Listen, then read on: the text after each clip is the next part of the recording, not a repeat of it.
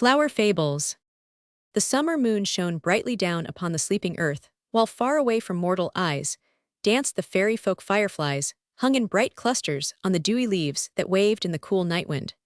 And the flowers stood gazing in very wonder at the little elves, who lay among the fern leaves swung in the vine boughs, sailed on the lake in lily cups, or danced on the mossy ground, to the music of the harebells, who rung out their merriest peal in honor of the night. Under the shade of a wild rose sat the queen, and her little maids of honor, beside the silvery mushroom where the feast was spread. "Now, my friends," said she, "to while away the time, till the bright moon goes down, let us each tell a tale, or relate what we have done or learned this day. I will begin with you," Sunny Lock added, she turning to a lovely little elf, who lay among the fragrant leaves of a primrose. With a gay smile, Sunny Lock began her story. "As I was painting the bright petals of a bluebell, it told me this tale. The Frost King, or the Power of Loves." Three little fairies sat in the fields, eating their breakfast each among the leaves of her favorite flower, Daisy Primrose and Violet, were happy as elves need be. The morning wind gently rocked them to and fro, and the sun shone warmly down upon the dewy grass, where butterflies spread their gay wings and bees, with their deep voices, sung among the flowers, while the little birds hopped merrily about to peep at them. On a silvery mushroom was spread the breakfast. Little cakes of flower dust lay on a broad green leaf, beside a crimson strawberry, which with sugar from the violet and cream from the yellow milkweed made a fairy meal, and their drink was the dew from the flower's bright leaves. "Ah me," sighed Primrose, throwing herself languidly back, "how warm the sun grows. Give me another piece of strawberry, and then I must hasten away to the shadow of the ferns. But while I eat, tell me, dear Violet, why are you all so sad? I have scarce seen a happy face since my return from Rose Land. Dear friend, what means it?" "I will tell you," replied little Violet, the tears gathering in her soft eyes. "Our good queen is ever striving to keep the dear flowers from the power of the cruel Frost King. Many ways she tried, but all have failed. She has sent messengers to his court with costly gifts, but all have returned sick for want of sunlight. Weary and sad we have watched over them, heedless of sun or shower, but still his dark spirits do their work, and we are left to weep over our blighted blossoms. Thus have we striven, and in vain, and this night our queen holds counsel for the last time. Therefore are we sad, dear Primrose, for she has toiled and cared for us, and we can do nothing to help or advise her now." "It is indeed a cruel thing," replied her friend, "but as we cannot help it, we must suffer patiently, and not let the sorrows of others disturb our happiness. But, dear sisters, see you not how high the sun is getting? I have my locks to curl, and my robe to prepare for the evening. Therefore I must be gone, or I shall be brown as a withered leaf in this warm light." So gathering a tiny mushroom for a parasol, she flew away. Daisy soon followed, and Violet was left alone. Then she spread the table afresh, and to it came fearlessly the busy ant and bee, gay butterfly and bird. Even the poor blind mole and humble worm were not forgotten, and with gentle words she gave to all, while each learned something of their kind little teacher, and the love that made her own heart bright shone alike on. The ant and bee learned generosity, the butterfly and bird contentment, the mole and worm confidence in the love of others, and each went to their home better for the little time they had been with Violet. Evening came, and with it troops of elves, to counsel their good queen, who, seated on her mossy throne, looked anxiously upon the throng below, whose glittering wings and rustling robes gleamed like many-colored flowers.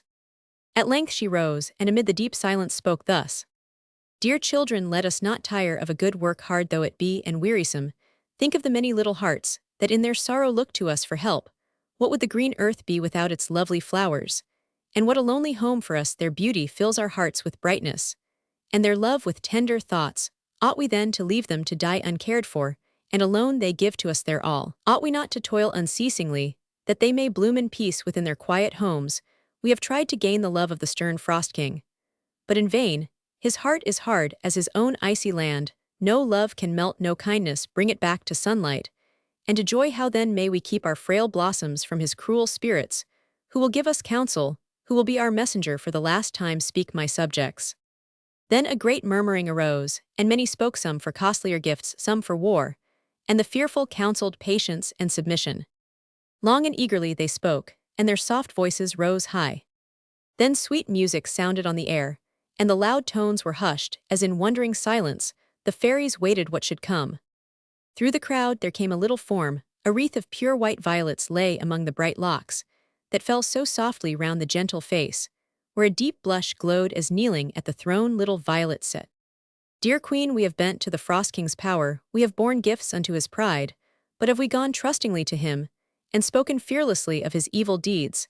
Have we shed the soft light of unwearied love around his cold heart, and with patient tenderness shown him how bright and beautiful love can make even the darkest lot? Our messengers have gone fearfully, and with cold looks and courtly words, offered him rich gifts things he cared not for, and with equal pride has he sent them back. Then let me, the weakest of your band, go to him, trusting in the love I know lies hidden in the coldest heart. I will bear only a garland of our fairest flowers, these will I wind about him, and their bright faces looking lovingly in his, will bring sweet thoughts to his dark mind, and their soft breath steal in like gentle words then, when he sees them fading on his breast, will he not sigh that there is no warmth there to keep them fresh and lovely? This will I do, dear Queen, and never leave his dreary home, till the sunlight falls on flowers fair as those that bloom in our own dear land."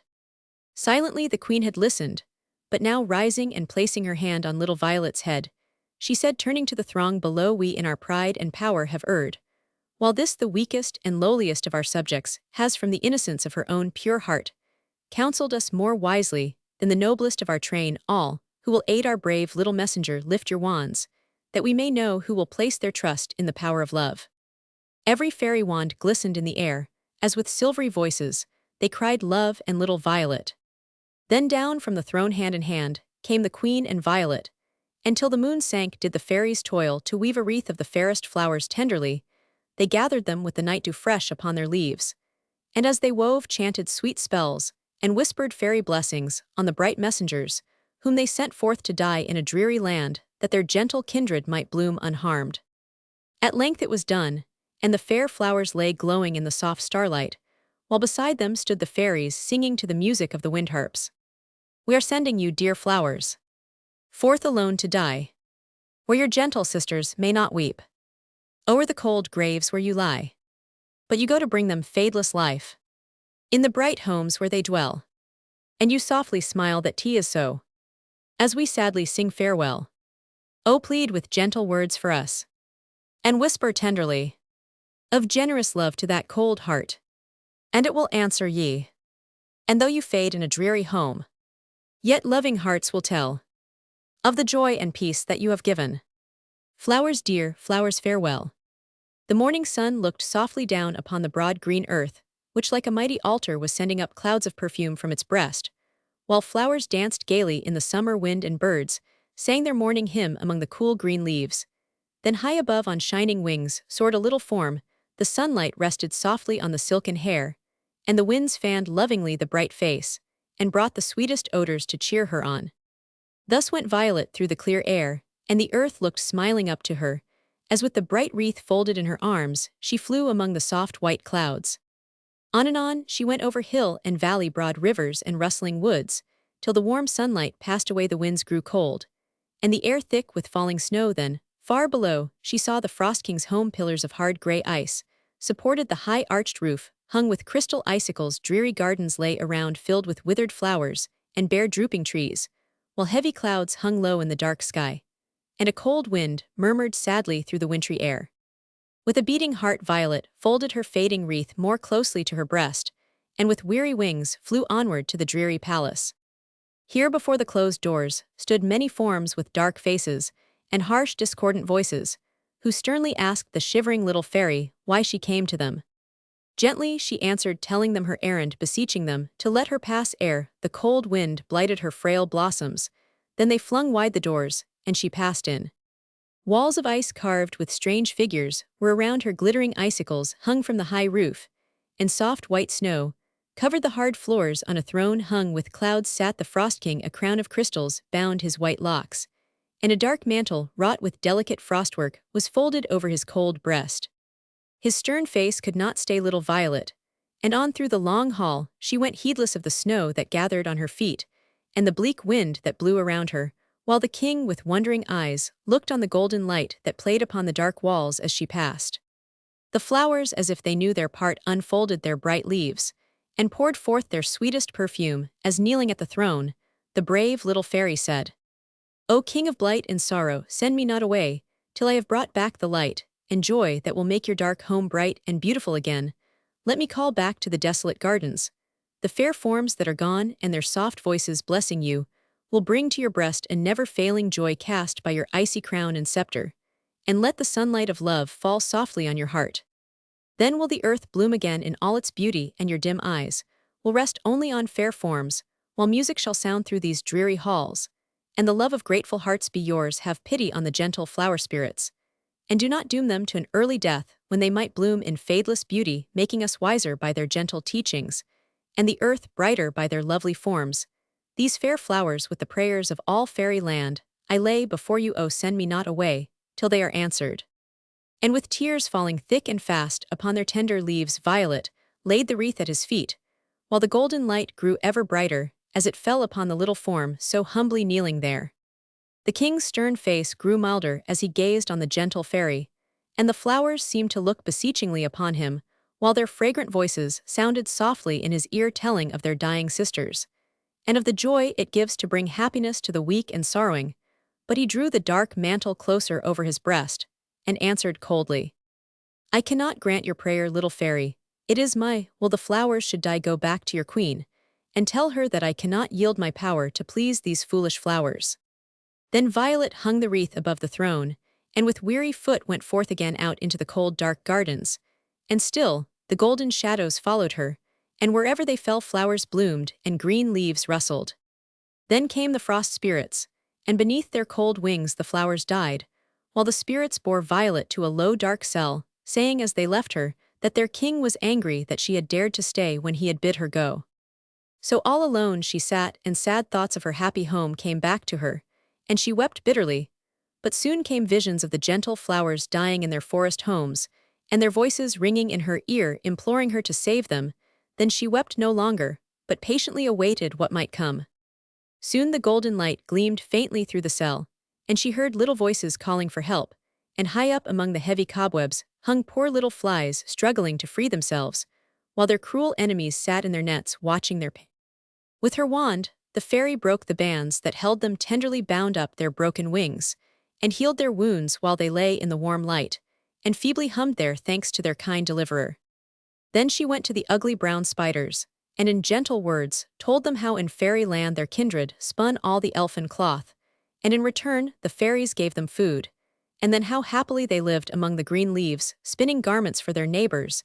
And you too, said she, shall spin for me, and I will give you better food than helpless insects. You shall live in peace, and spin your delicate threads into a mantle for the stern king, and I will weave golden threads amid the gray, that when folded over his cold heart gentle thoughts may enter in, and make it their home. And while she gaily sung, the little weavers spun their silken threads. The flies on glittering wings flew lovingly above her head, and over all the golden light shone softly down. When the frost spirits told their king, he greatly wondered, and often stole to look at the sunny little room where friends and enemies worked peacefully together. Still, the light grew brighter, and floated out into the cold air, where it hung like bright clouds above the dreary gardens, whence all the spirits' power could not drive it, and green leaves budded on the naked trees and flowers bloomed, but the spirits heaped snow upon them, and they bowed their heads and died. At length the mantle was finished, and amid the gray threads shone golden ones, making it bright, and she sent it to the king, entreating him to wear it, for it would bring peace and love to dwell within his breast. But he scornfully threw it aside, and bade his spirits take her to a colder cell deep in the earth, and there with harsh words they left her. Still she sang gaily on, and the falling drops kept time so musically that the king in his cold ice halls wondered at the low sweet sounds that came stealing up to him. Thus Violet dwelt, and each day the golden light grew stronger, and from among the crevices of the rocky walls came troops of little velvet-coated moles, praying that they might listen to the sweet music and lie in the warm light. We lead, said they, a dreary life in the cold earth. The flower roots are dead, and no soft dews descend for us to drink, no little seed or leaf can we find. Ah, good fairy, let us be your servants. Give us but a few crumbs of your daily bread, and we will do all in our power to serve you. And Violet said yes. So day after day they labored to make a pathway through the frozen earth, that she might reach the roots of the withered flowers, and soon wherever through the dark galleries she went the soft light fell upon the roots of flowers, and they with new life spread forth in the warm ground, and forced fresh sap to the blossoms above. Brightly they bloomed, and danced in the soft light. And the frost spirits tried in vain to harm them, for when they came beneath the bright clouds their power to do evil left them. From his dark castle, the king looked out on the happy flowers who nodded gaily to him, and in sweet colors strove to tell him of the good little spirit who toiled so faithfully below that they might live. And when he turned from the brightness without to his stately palace, it seemed so cold and dreary that he folded Violet's mantle round him, and sat beneath the faded wreath upon his ice-carved throne, wondering at the strange warmth that came from it, till at length he bade his spirits bring the little fairy from her dismal prison. Soon they came hastening back, and prayed him to come and see how lovely the dark cell had grown. The rough floor was spread with deep green moss, and over wall and roof grew flowery vines, filling the air with their sweet breath, while above played the clear soft light, casting rosy shadows on the glittering drops that lay among the fragrant leaves. And beneath the vines stood Violet, casting crumbs to the downy little moles, who ran fearlessly about, and listened as she sang to them. When the old king saw how much fairer she had made the dreary cell than his palace rooms, gentle thoughts within whispered him to grant her prayer, and let the little fairy go back to her friends and home. But the frost spirits breathed upon the flowers, and bid him see how frail they were and useless to a king. Then the stern, cold thoughts came back again, and he harshly bid her follow him. With a sad farewell to her little friends, she followed him, and before the throne awaited his command. When the king saw how pale and sad the gentle face had grown, how thin her robe and weak her wings, and yet how lovingly the golden shadows fell around her, and brightened as they lay upon the wand, which, guided by patient love, had made his once desolate home so bright, he could not be cruel to the one who had done so much for him, and in kindly tone he said, "Little fairy, I offer you two things, and you may choose between them. If I will vow never more to harm the flowers you may love, will you go back to your own people, and leave me and my spirits to work our will on all the other flowers that bloom? The earth is broad, and we can find them in any land. Then why should you care what happens to their kindred? If your own are safe, will you do this?" "Ah," answered Violet sadly, "do you not know that beneath the flowers' bright leaves there beats a little heart that loves and sorrows like our own? And can I, heedless of their beauty, doom them to pain and grief, that I might save my own dear blossoms from the cruel foes to which I leave them? Ah, no sooner would I dwell for ever in your darkest cell, than lose the love of those warm, trusting hearts." "Then listen," said the king to the task I give you. "You shall raise up for me a palace fairer than this, and if you can work that miracle, I will grant your prayer, or lose my kingly crown. And now go forth and begin your task. My spirits shall not harm you, and I will wait till it is done before I blight another flower." Then out into the gardens went Violet with a heavy heart, for she had toiled so long her strength was nearly gone. But the flowers whispered their gratitude, and folded their leaves as if they blessed her. And when she saw the garden filled with loving friends who strove to cheer and thank her for her care, courage and strength returned, and raising up thick clouds of mist that hid her from the wondering flowers alone, and trustingly she began her work. As time went by, the Frost King feared the task had been too hard, for the fairy sounds were heard behind the walls of mist, bright shadows seen to pass within. But the little voice was never heard. Meanwhile, the golden light had faded from the garden, the flowers bowed their heads, and all was dark and cold as when the gentle fairy came. And to the stern king, his home seemed more desolate and sad, for he missed the warm light, the happy flowers, and more than all the gay voice and bright face of little Violet. So he wandered through his dreary palace, wondering how he had been content to live before without sunlight and love. And little Violet was mourned as dead in fairyland, and many tears were shed, for the gentle fairy was beloved by all, from the queen down to the humblest flower. Sadly they watched over every bird and blossom, which she had loved, and strove to be like her in kindly words and deeds. They wore cypress wreaths, and spoke of her as one whom they should never see again. Thus they dwelt in deepest sorrow, till one day there came to them an unknown messenger, wrapped in a dark mantle, who looked with wondering eyes on the bright palace and flower-crowned elves, who kindly welcomed him, and brought fresh dew and rosy fruit to refresh the weary stranger.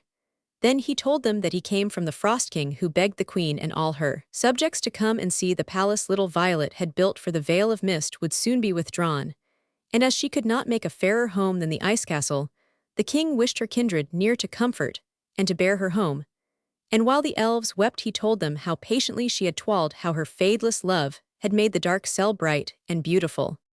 These and many other things he told them, for little Violet had won the love of many of the frost spirits, And even when they killed the flowers she had toiled so hard to bring to life and beauty, she spoke gentle words to them, and sought to teach them how beautiful is love. Long stayed the messenger, and deeper grew his wonder that the fairy could have left so fair a home to toil in the dreary palace of his cruel master, and suffer cold and weariness, to give life and joy to the weak and sorrowing. When the elves had promised they would come, he bade farewell to happy fairyland and flew sadly home.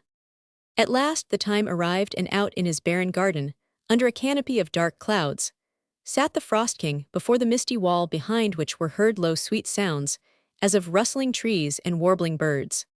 Soon through the air came many-colored troops of elves, first the queen known by the silver lilies on her snowy robe, and the bright crown in her hair, beside whom flew a band of elves in crimson and gold, making sweet music on their flower trumpets, while all around with smiling faces and bright eyes fluttered her loving subjects. On they came like a flock of brilliant butterflies, their shining wings and many-colored garments sparkling in the dim air, and soon the leafless trees were gay with living flowers, and their sweet voices filled the gardens with music like his subjects. The king looked on the lovely elves, and no longer wondered that little Violet wept and longed for her home. Darker and more desolate seemed his stately home, and when the fairies asked for flowers he felt ashamed that he had none to give them. At length a warm wind swept through the gardens, and the mist clouds passed away, while in silent wonder looked the Frost King and the elves upon the scene before them. Far as eye could reach were tall green trees, whose drooping boughs made graceful arches through which the golden light shone, softly making bright shadows on the deep green moss below, where the fairest flowers waved in the cool wind, and sang in their low sweet voices, "How beautiful is love." Flowering vines folded their soft leaves around the trees, making green pillars of their rough trunks, fountains threw their bright waters to the roof, and flocks of silver-winged birds flew singing among the flowers, or brooded lovingly above their nests. Doves, with gentle eyes, cooed among the green leaves. Snow-white clouds floated in the sunny sky, and the golden light brighter than before shone softly down. Soon through the long aisles came violet flowers, and green leaves rustling. As she passed on she went to the Frost King's throne, bearing two crowns, one of sparkling icicles, the other of pure white lilies, and kneeling before him said, "My task is done, and thanks to the spirits of earth and air, I have made as fair a home as elfin hands can form. You must now decide, will you be king of Flowerland, and own my gentle kindred for your loving friends? Will you possess unfading peace and joy, and the grateful love of all the green earth's fragrant children? Then take this crown of flowers. But if you can find no pleasure here, go back to your own cold home, and dwell in solitude and darkness, where no ray of sunlight or of joy can enter. Send forth your spirits to carry sorrow and desolation over the happy earth, and win for yourself the fear and hatred of those who would so gladly love and reverence. You then take this glittering crown, hard and cold as your own heart will be, if you will shut out all that is bright and beautiful. Both are before you, choose." The old king looked at the little fairy, and saw how lovingly the bright shadows gathered round her, as if to shield her from every harm. The timid birds nestled in her bosom, and the flowers grew fairer as she looked upon them, while her gentle friends, with tears in their bright eyes, folded their hands beseechingly and smiled on her. Kind thought came thronging to his mind, and he turned to look at the two palaces. Violet, so fair and beautiful, with its rustling trees, calm sunny skies, and happy birds and flowers, all created by her patient love. And care, his own, so cold and dark and dreary, his empty gardens, where no flowers could bloom, no green trees dwell, or gay birds sing, all desolate and dim-end. While he gazed, his own spirits, casting off their dark mantles, knelt before him and besought him not to send them forth to blight the things the gentle fairies loved so much. "We have served you long and faithfully," said they. "Give us now our freedom, that we may learn to be beloved by the sweet flowers. We have harmed so long. Grant the little fairy's prayer, and let her go back to her own dear home. She has taught us that love is mightier than fear. Choose the flower crown, and we will be the truest subjects you have ever had." Then, amid a burst of wild, sweet music, the Frost King placed the flower crown on his head, and knelt to little Violet, while far and near over the broad green earth sounded the voices of flowers singing their thanks to the gentle fairy, and the summer wind was laden with perfumes, which they sent as tokens of their gratitude. And wherever she went, old trees bent down to fold their slender branches round her. Flowers laid their soft faces against her own, and whispered blessings. Even the humble moss bent over the little feet, and kissed them as they passed. The old king, surrounded by the happy fairies, sat in Violet's lovely home, and watched his icy castle melt away beneath the bright sunlight, while his spirits cold and gloomy no longer danced with the elves, and waited on their king with loving eagerness. Brighter grew the golden light, gayer sang the birds, and the harmonious voices of grateful flowers sounding over the earth carried new joy to all their gentle kindred. Brighter shone the golden shadows. On the cool wind softly came the low sweet tones of happy flowers, singing little Violet's name. 'Mong the green trees was it whispered, and the bright waves bore it on to the lonely forest flowers, where the glad news had not gone. Thus the Frost King lost his kingdom, and his power to harm and blight. Violet conquered, and his cold heart warmed with music, love, and light. And his fair home, once so dreary, gay with lovely elves and flowers, brought a joy that never faded through the long bright summer hours.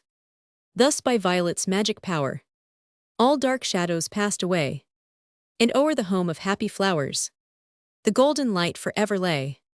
Thus the fairy mission ended, and all Flowerland was taught the power of love by gentle deeds that little Violet wrought. As Sunnylock ceased, another little elf came forward, and this was the tale Silver Wing told. Eva's visit to Fairyland.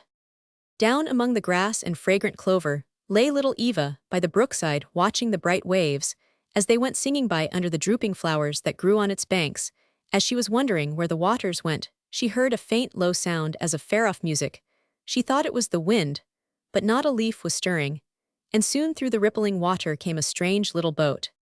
It was a lily of the valley whose tall stem formed the mast, while the broad leaves that rose from the roots and drooped again, till they reached the water, were filled with gay little elves, who danced to the music of the silver lilybells above that rang a merry peal, and filled the air with their fragrant breath.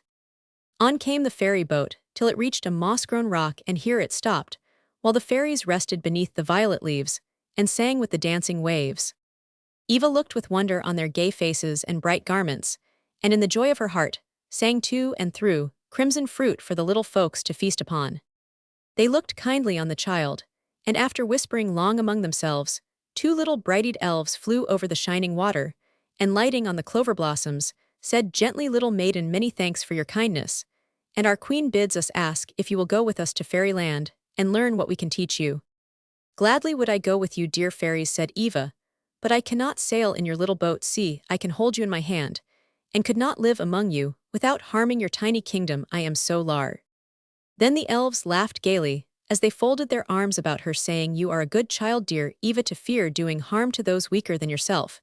You cannot hurt us now. Look in the water, and see what we have done." Eva looked into the brook, and saw a tiny child standing between the elves. "Now I can go with you," said she, "but see, I can no longer step from the bank to yonder stone, for the brook seems now like a great river, and you have not given me wings like yours." But the fairies took each a hand, and flew lightly over the stream. The queen and her subjects came to meet her, and all seemed glad to say some kindly word of welcome to the little stranger. They placed a flower crown upon her head, laid their soft faces against her own, and soon it seemed as if the gentle elves had always been her friends. "Now must we go home," said the queen, "and you shall go with us, little one." Then there was a great bustle as they flew about on shining wings, some laying cushions of violet leaves in the boat, others folding the queen's veil and mantle more closely round her, lest the falling dews should chill her. The cool waves gentle plashing against the boat, and the sweet chime of the lilybells lulled little Eva to sleep. And when she woke, it was in Fairyland. A faint rosy light, as of the setting sun, shone on the white pillars of the queen's palace as they passed in, and the sleeping flowers leaned gracefully on their stems, dreaming beneath their soft green curtains. All was cool and still, and the elves glided silently about lest they should break their slumbers. They led Eva to a bed of pure white leaves, above which drooped the fragrant petals of a crimson rose. "You can look at the bright colors till the light fades, and then the rose will sing you to sleep," said the elves, as they folded the soft leaves about her, gently kissed her, and stole away. Long she lay watching the bright shadows, and listening to the song of the rose, while through the long night dreams of lovely things floated like bright clouds through her mind, while the rose bent lovingly above her, and sang in the clear moonlight. With the sun rose the fairies, and with Eva hastened away to the fountain, whose cool waters were soon filled with little forms, and the air ringing with happy voices, as the elves floated in the blue waves among the fair white lilies, or sat on the green moss smoothing their bright locks. And, wearing fresh garlands of dewy flowers at length, the queen came forth and her subjects gathered round her. And while the flowers bowed their heads, and the trees hushed their rustling, the fairies sang their morning hymn to the Father of birds and blossoms, who had made the earth so fair a home for them. Then they flew away to the gardens, and soon high up among the treetops, or under the broad leaves, sat the elves in little groups, taking their breakfast of fruit and pure fresh dew, while the bright-winged birds came fearlessly among them, pecking the same ripe berries, and dipping their little beaks in the same flower cups. And the fairies folded their arms lovingly about them, smoothed their soft bosoms, and gaily sang to them. Now little Eva said that you will see that fairies are not idle willful spirits. As mortals believe, come, we will show you what we do. They led her to a lovely room through whose walls of deep green leaves the light stole softly, and here lay many wounded insects and harmless little creatures, whom cruel hands had hurt, and pale drooping flowers grew beside urns of healing herbs from whose fresh leaves came a faint sweet perfume. Eva wondered, but silently followed her guide little Roseleaf, who with tender words passed among the delicate blossoms, pouring dew on their feeble roots, cheering them with her loving words and happy smile. Then she went to the insects, first to a little fly, who lay in a flower-leaf cradle. "Do you suffer much, dear Gozzywing?" asked the fairy. "I will bind up your poor little leg, and Zephyr shall rock you to sleep." So she folded the cool leaves tenderly about the poor fly, bathed his wings, and brought him refreshing drink, while he hummed his thanks, and forgot his pain, as Zephyr softly sung, and fanned him with her waving wings. They passed on, and Eva saw beside each bed a fairy, who with gentle hands and loving words soothed the suffering insects. At length, they stopped beside a bee, who lay among sweet honeysuckle flowers in a cool, still place where the summer wind blew in, and the green leaves rustled pleasantly. Yet he seemed to find no rest, and murmured of the pain he was doomed to bear. "Why must I lie here while my kindred are out in the pleasant fields, enjoying the sunlight and the fresh air, and cruel hands have doomed me to this dark place and bitter pain, when I have done no wrong, uncared for and forgotten? I must stay here among these poor things, who think only of themselves. Come here, Roseleaf, and bind up my wounds, for I am far more useful than idle bird or fly." Then said the fairy, while she bathed the broken wing, "Love Blossom, you should not murmur. We may find happiness in seeking to be patient, even while we suffer. You are not forgotten or uncared, for but others need our care more than you. And to those who take cheerfully the pain and sorrow sent due, we most gladly give our help. You need not be idle, even though lying here in darkness and sorrow you can be taking from your heart all sad and discontented feelings, and if love and patience blossom, there you will be better for the lonely hours spent here. Look on the bed beside you, this little dove has suffered far greater pain than you, and all our care can never ease it. Yet through the long days he hath lain here, not an unkind word or a repining sigh hath he uttered. Ah, Love Blossom, the gentle bird can teach a lesson you will be wiser and better for." Then a faint voice whispered, "Little Roseleaf, come quickly, or I cannot thank you as I ought for all your loving care of me." So they passed to the bed beside the discontented bee, and here upon the softest down lay the dove, whose gentle eyes looked gratefully upon the fairy as she knelt beside the little couch, smoothed the soft white bosom, folded her arms about it, and wept sorrowing tears, while the bird still whispered its gratitude and love. "Dear fairy, the fairest flowers have cheered me with their sweet breath, fresh dew, and fragrant leaves have been ever ready for me, gentle hands to tend, kindly hearts to love. And for this, I can only thank you and say farewell." Then the quivering wings were still, and the patient little dove was dead. But the bee murmured no longer, and the dew from the flowers fell like tears around the quiet bed. Sadly Roseleaf led Eva away, saying, "Lily Bosom shall have a grave tonight beneath our fairest blossoms, and you shall see that gentleness and love are prized far above gold or beauty here in fairyland. Come now to the flower palace, and see the fairy court." Beneath green arches bright with birds and flowers, beside singing waves, went Eva into a lofty hall. The roof of pure white lilies rested on pillars of green clustering vines, while many-colored blossoms threw their bright shadows on the walls as they danced below in the deep green moss, and their low sweet voices sounded softly through the sunlit palace, while the rustling leaves kept time. Beside the throne stood Eva, and watched the lovely forms around her, as they stood each little band in its own color with glistening wings and flower wands. Suddenly the music grew louder and sweeter, and the fairies knelt and bowed their heads, as on through the crowd of loving subjects came the queen, while the air was filled with gay voices singing to welcome her. She placed the child beside her, saying, "Little Eva, you shall see now how the flowers on your great earth bloom so brightly. A band of loving little gardeners go daily forth from fairyland to tend, and watch them, that no harm may befall the gentle spirits that dwell beneath their leaves. This is never known, for like all good it is unseen by mortal eyes, and unto only pure hearts like yours do we make known our secret. The humblest flower that grows is visited by our messengers, and often blooms in fragrant beauty, unknown, unloved by all save fairy friends, who seek to fill the spirits with all sweet and gentle virtues, that they may not be useless on the earth, for the noblest mortals stoop to learn of flowers. Now, Eglantine, what have you to tell us of your rosy namesakes on the earth?" From a group of elves, whose rose-wreathed wands showed the flower they loved, came one bearing a tiny urn, and answering the queen she said, "Over hill and valley, they are blooming fresh and fair as summer sun and dew can make them. No drooping stem or withered leaf tells of any evil thought within their fragrant bosoms. And thus from the fairest of their race have they gathered this sweet dew, as a token of their gratitude to one whose tenderness and care have kept them pure and happy.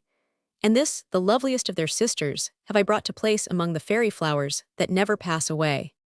Eglantine laid the urn before the queen, and placed the fragrant rose on the dewy moss beside the throne, while a murmur of approval went through the hall, as each elfin wand waved to the little fairy, who had twirled so well and faithfully, and could bring so fair a gift to their good queen.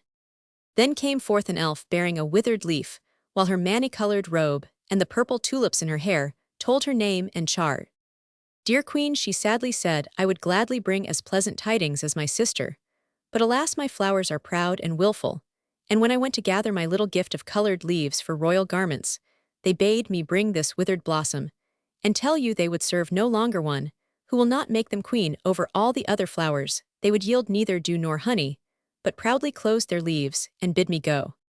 "Your task has been too hard for you," said the queen kindly, as she placed the drooping flower in the urn. "Eglantine had given you will see how this dew from a sweet pure heart will give new life and loveliness, even to this poor, faded one. So can you, dear rainbow, by loving words and gentle teachings, bring back lost purity and peace to those whom pride and selfishness have blighted. Go once again to the proud flowers, and tell them when they are queen of their own hearts, they will ask no fairer kingdom, watch more tenderly than ever over them, see that they lack neither dew nor air, speak lovingly to them, and let no unkind word or deed of theirs anger you. Let them see by your patient love and care how much fairer they might be. And when next you come, you will be laden with gifts from humble, loving flowers." Thus they told what they had done, and received from their queen some gentle chiding or loving word of praise. "You will be weary of this," said little Roseleaf to Eva. "Come now, and see where we are taught to read the tales written on flower leaves, and the sweet language of the birds, and all that can make a fairy heart wiser and better." Then into a cheerful place they went, where were many groups of flowers, among whose leaves sat the child elves, and learned from their flower books all that fairy hands had written there.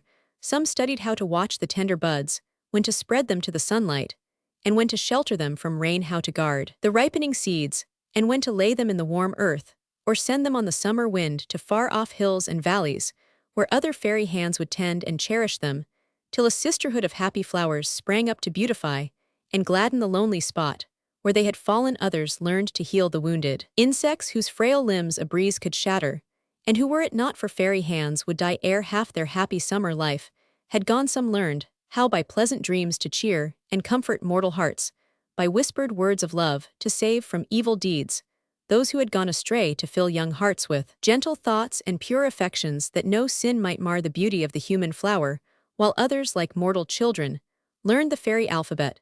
Thus the elves made loving friends by care and love, and no evil thing could harm them, for those they helped to cherish and protect ever watched to shield and save them. Eva nodded to the gay little ones as they peeped from among the leaves at the stranger, and then she listened to the fairy lessons. Several tiny elves stood on a broad leaf, while the teacher sat among the petals of a flower that bent beside them, and asked questions that none but fairies would care to know. "Twinkle, if there lay 9 seeds within a flower cup, and the wind bore 5 away, how many would the blossom have?" 4, replied the little one. "Rosebud, if a cowslip opens 3 leaves in one day, and 4 the next, how many rosy leaves will there be when the whole flower has bloomed?" 7, sang the gay little elf. Harebell, if a silkworm spin 1 yard of fairy cloth in an hour, how many will it spin in a day? 12, said the fairy child. Primrose, where lies Violet Island? In the lake of ripples. Lily, you may bound Rose Land. On the north by Ferndale, south by Sunny Wave River, east by the hill of morning clouds, and west by the evening star. Now, little ones, said the teacher, you may go to your painting, that our visitor may see how we repair the flowers that earthly hands have injured. Then Eva saw how on large white leaves the fairies learned to imitate the lovely colors, and with tiny brushes to brighten the blush on the anemone's cheek, to deepen the blue of the violet's eye, and add new light to the golden cowslip. You have stayed long enough, said the elves at length, we have many things to show you, come now, and see what is our dearest work. So Eva said farewell to the child elves, and hastened with little Roseleaf to the gates. Here she saw many bands of fairies folded in dark mantles, that mortals might not know them, who, with the child among them, flew away over hill and valley. Some went to the cottages amid the hills, some to the seaside to watch above the humble fisher folks, but little Roseleaf, and many others, went into the noisy city. Eva wondered within herself what good the tiny elves could do in this great place, but she soon learned, for the fairy band went among the poor and friendless, bringing pleasant dreams to the sick and old, sweet tender thoughts of love and gentleness, to the young strength, to the weak and patient cheerfulness, to the poor and lonely.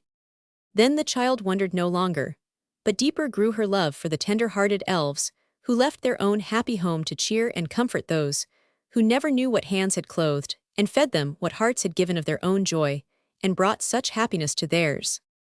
Long they stayed, and many a lesson little Eva learned, but when she begged them to go back, they still led her on, saying, our work is not yet done. Shall we leave so many sad hearts, when we may cheer them, so many dark homes, that we may bright, we must stay yet longer, little Eva, and you may learn yet. Then they went into a dark and lonely room, and here they found a pale, sated child, who wept bitter tears over a faded flower. Ah, sighed the little one, it was my only friend, and I cherished it with all my lone heart's love. Tea was all that made my sad life happy, and it is gone. Tenderly the child fastened the drooping stem, and placed it where the one faint ray of sunlight stole into the dreary room. Do you see, said the elves, through this simple flower will we keep the child pure and stainless amid the sin and sorrow around her. The love of this shall lead her on through temptation and through grief, and she shall be a spirit of joy and consolation to the sinful and the sorrowing. And with busy love twirled the elves amid the withered leaves, and new strength was given to the flower, while as day by day the friendless child watered the growing buds, deeper grew her love for the unseen friends, who had given her one thing to cherish in her lonely home. Sweet gentle thoughts filled her heart as she bent above it, and the blossom's fragrant breath was to her a whispered voice of all fair and lovely things, and as the flower taught her, so she taught others. The loving elves brought her sweet dreams by night and happy thoughts by day, and as she grew in childlike beauty pure, and patient amid poverty and sorrow, the sinful were rebuked, sorrowing hearts grew light, and the weak and selfish forgot their idle fears when they saw her trustingly live on, with none to aid or comfort her. The love she bore the tender flower kept her own heart innocent and bright, and the pure human flower was a lesson to those who looked upon it. And soon the gloomy house was bright with happy hearts that learned of the gentle child to bear poverty and grief, as she had done, to forgive those who brought care and wrong to them, and to seek for happiness in humble deeds of charity and love. Our work is done, whispered the elves, and with blessings on the two fair flowers, they flew away to other homestow, a blind old man who dwelt alone with none to love him, till through long years of darkness and of silent sorrow, the heart within had grown dim and cold, no sunlight could enter at the darkened eyes, and none were near to whisper gentle words to cheer and comfort. Thus he dwelt forgotten and alone, seeking to give no joy to others, possessing none himself. Life was dark and sad, till the untiring elves came to his dreary home, bringing sunlight and love. They whispered sweet words of comfort. Thou, if the darkened eyes could find no light without, within there might be never-failing happiness, gentle feelings, and sweet loving thoughts, could make the heart fair if the gloomy selfish sorrow were but cast away, and all would be bright and beautiful. They brought light-hearted children, who gathered round him, making the desolate home fair with their young faces, and his sad heart gay with their sweet childish voices. The love they bore he could not cast away. Sunlight stole in, the dark thoughts passed away, and the earth was a pleasant home to him. Thus their little hands led him back to peace, and happiness flowers bloomed beside his door, and their fragrant breath brought happy thoughts of pleasant valleys and green hills birds sang to him, and their sweet voices woke the music in his own soul that never failed to calm and comfort. Happy sounds were heard in his once lonely home, and bright faces gathered round his knee and listened tenderly while he strove to tell them all the good that gentleness and love had done for him.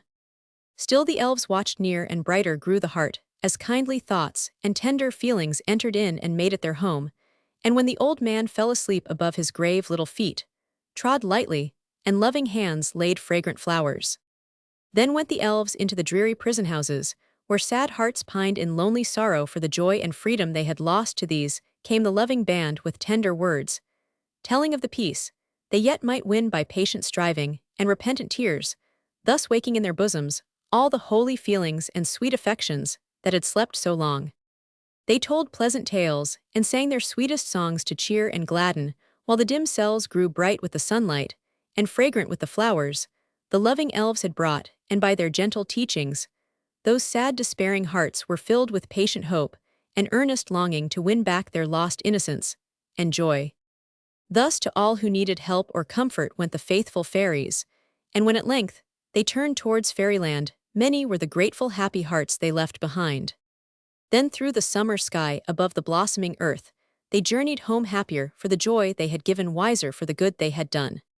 All fairyland was dressed in flowers, and the soft wind went singing by, laden with their fragrant breath. Sweet music sounded through the air, and troops of elves in their gayest robes hastened to the palace where the feast was spread.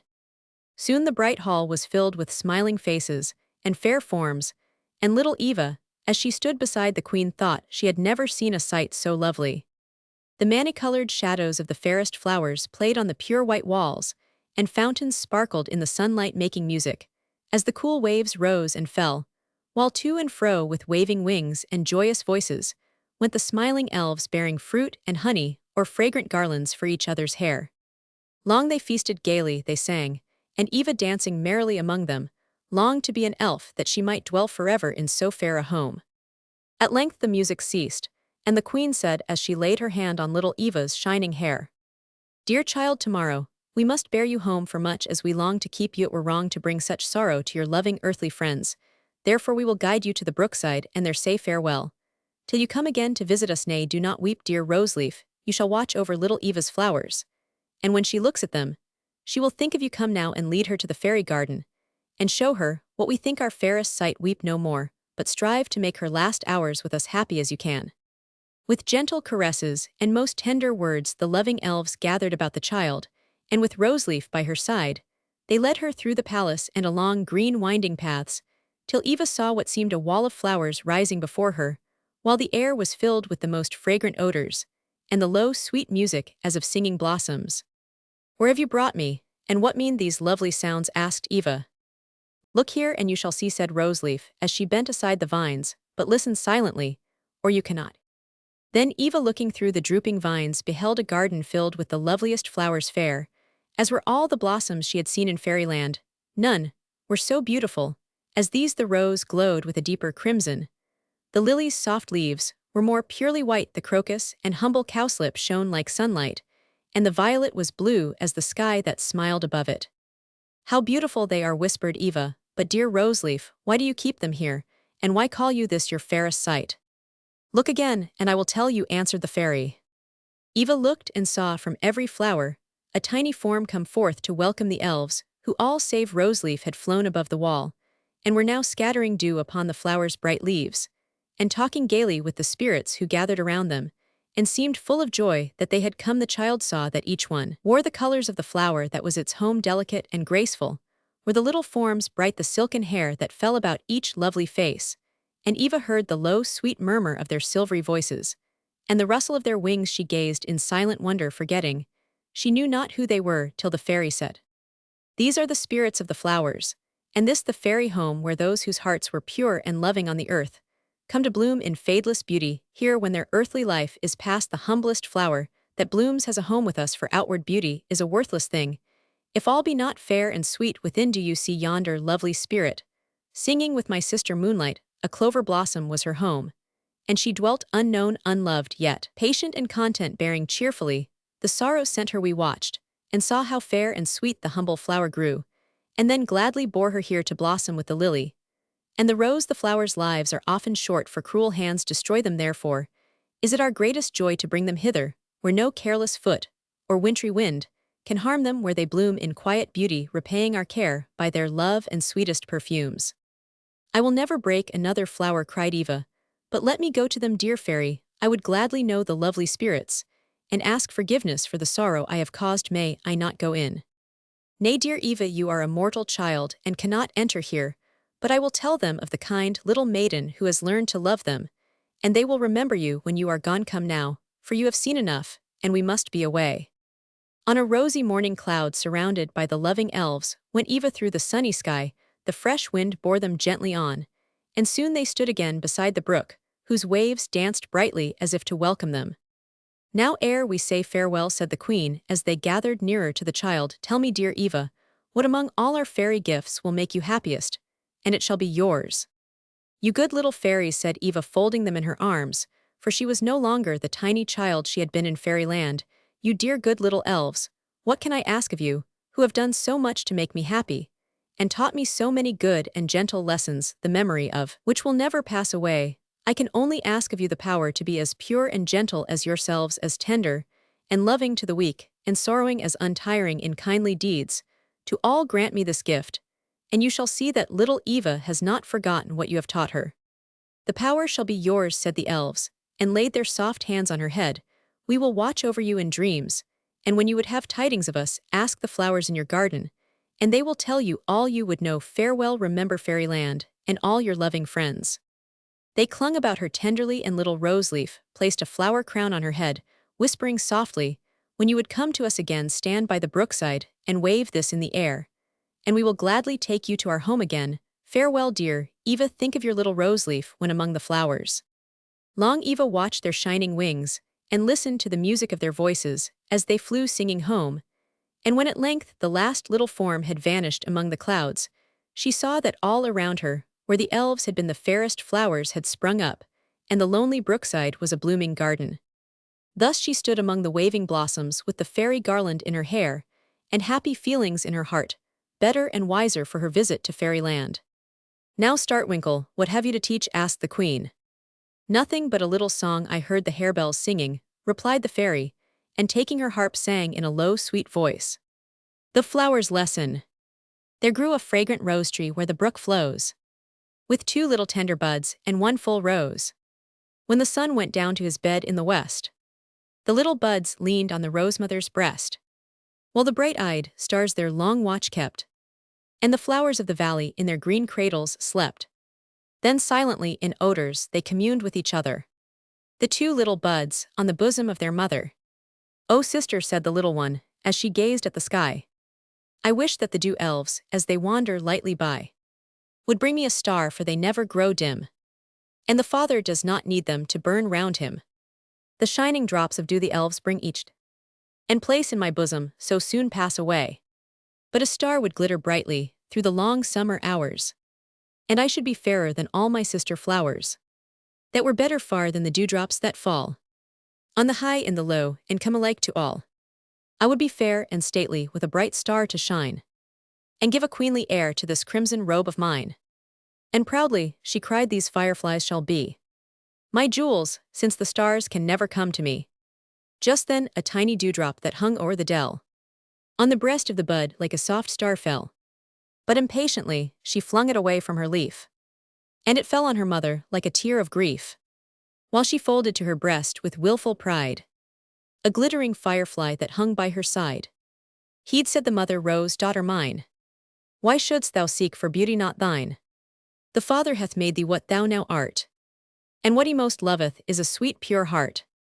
Then why dost thou take with such discontent the loving gift which he to thee hath sent? For the cool fresh dew will render thee far more lovely and sweet than the brightest star. They were made for heaven, and can never come to shine like the firefly thou hast in that foolish breast of thine. O my foolish little bud, do listen to thy mother. Care only for true beauty, and seek for no other.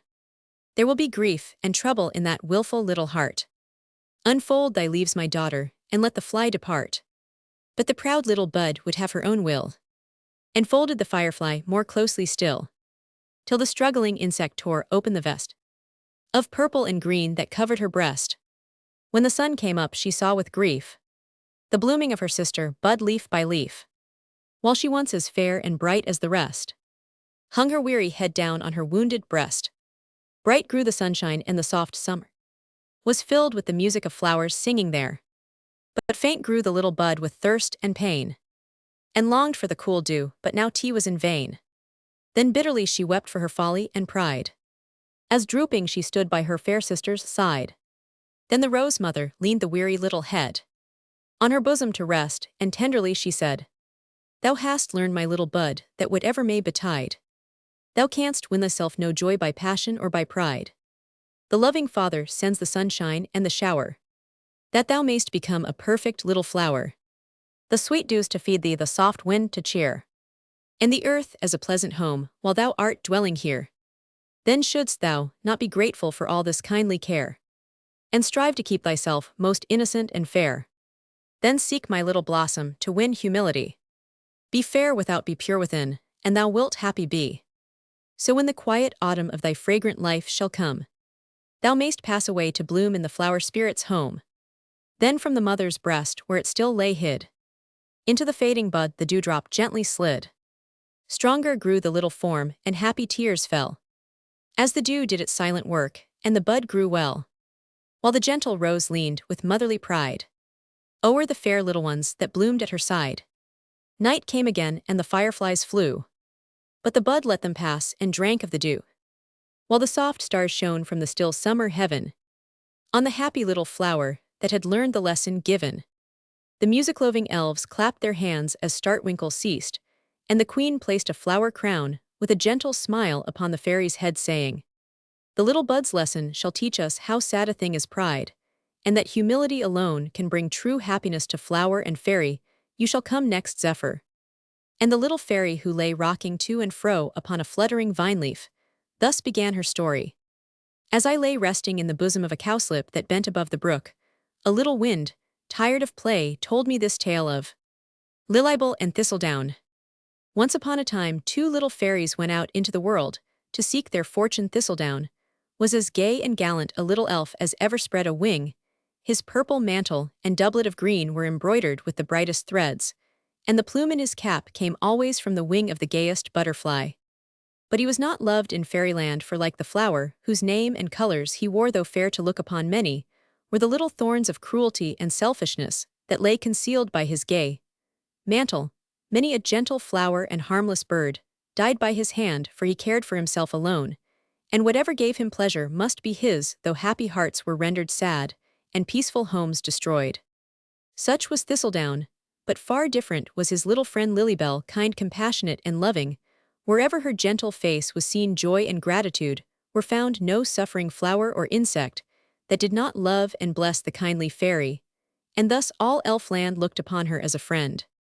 Nor did this make her vain and heedless of others. She humbly dwelt among them, seeking to do all the good she might, and many a houseless bird and hungry insect that Thistledown had harmed did she feed and shelter, and in return no evil could befall her, for so many friends were all about her, seeking to repay her tenderness and love by their watchful care.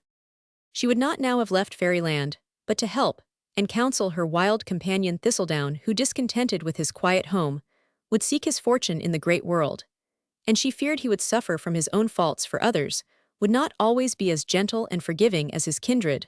So the kind little fairy left her home and friends to go with him, and thus side by side they flew beneath the bright summer sky.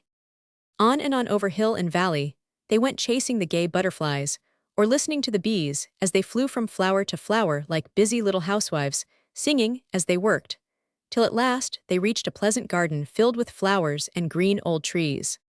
"See," cried Thistledown, "what a lovely home is here.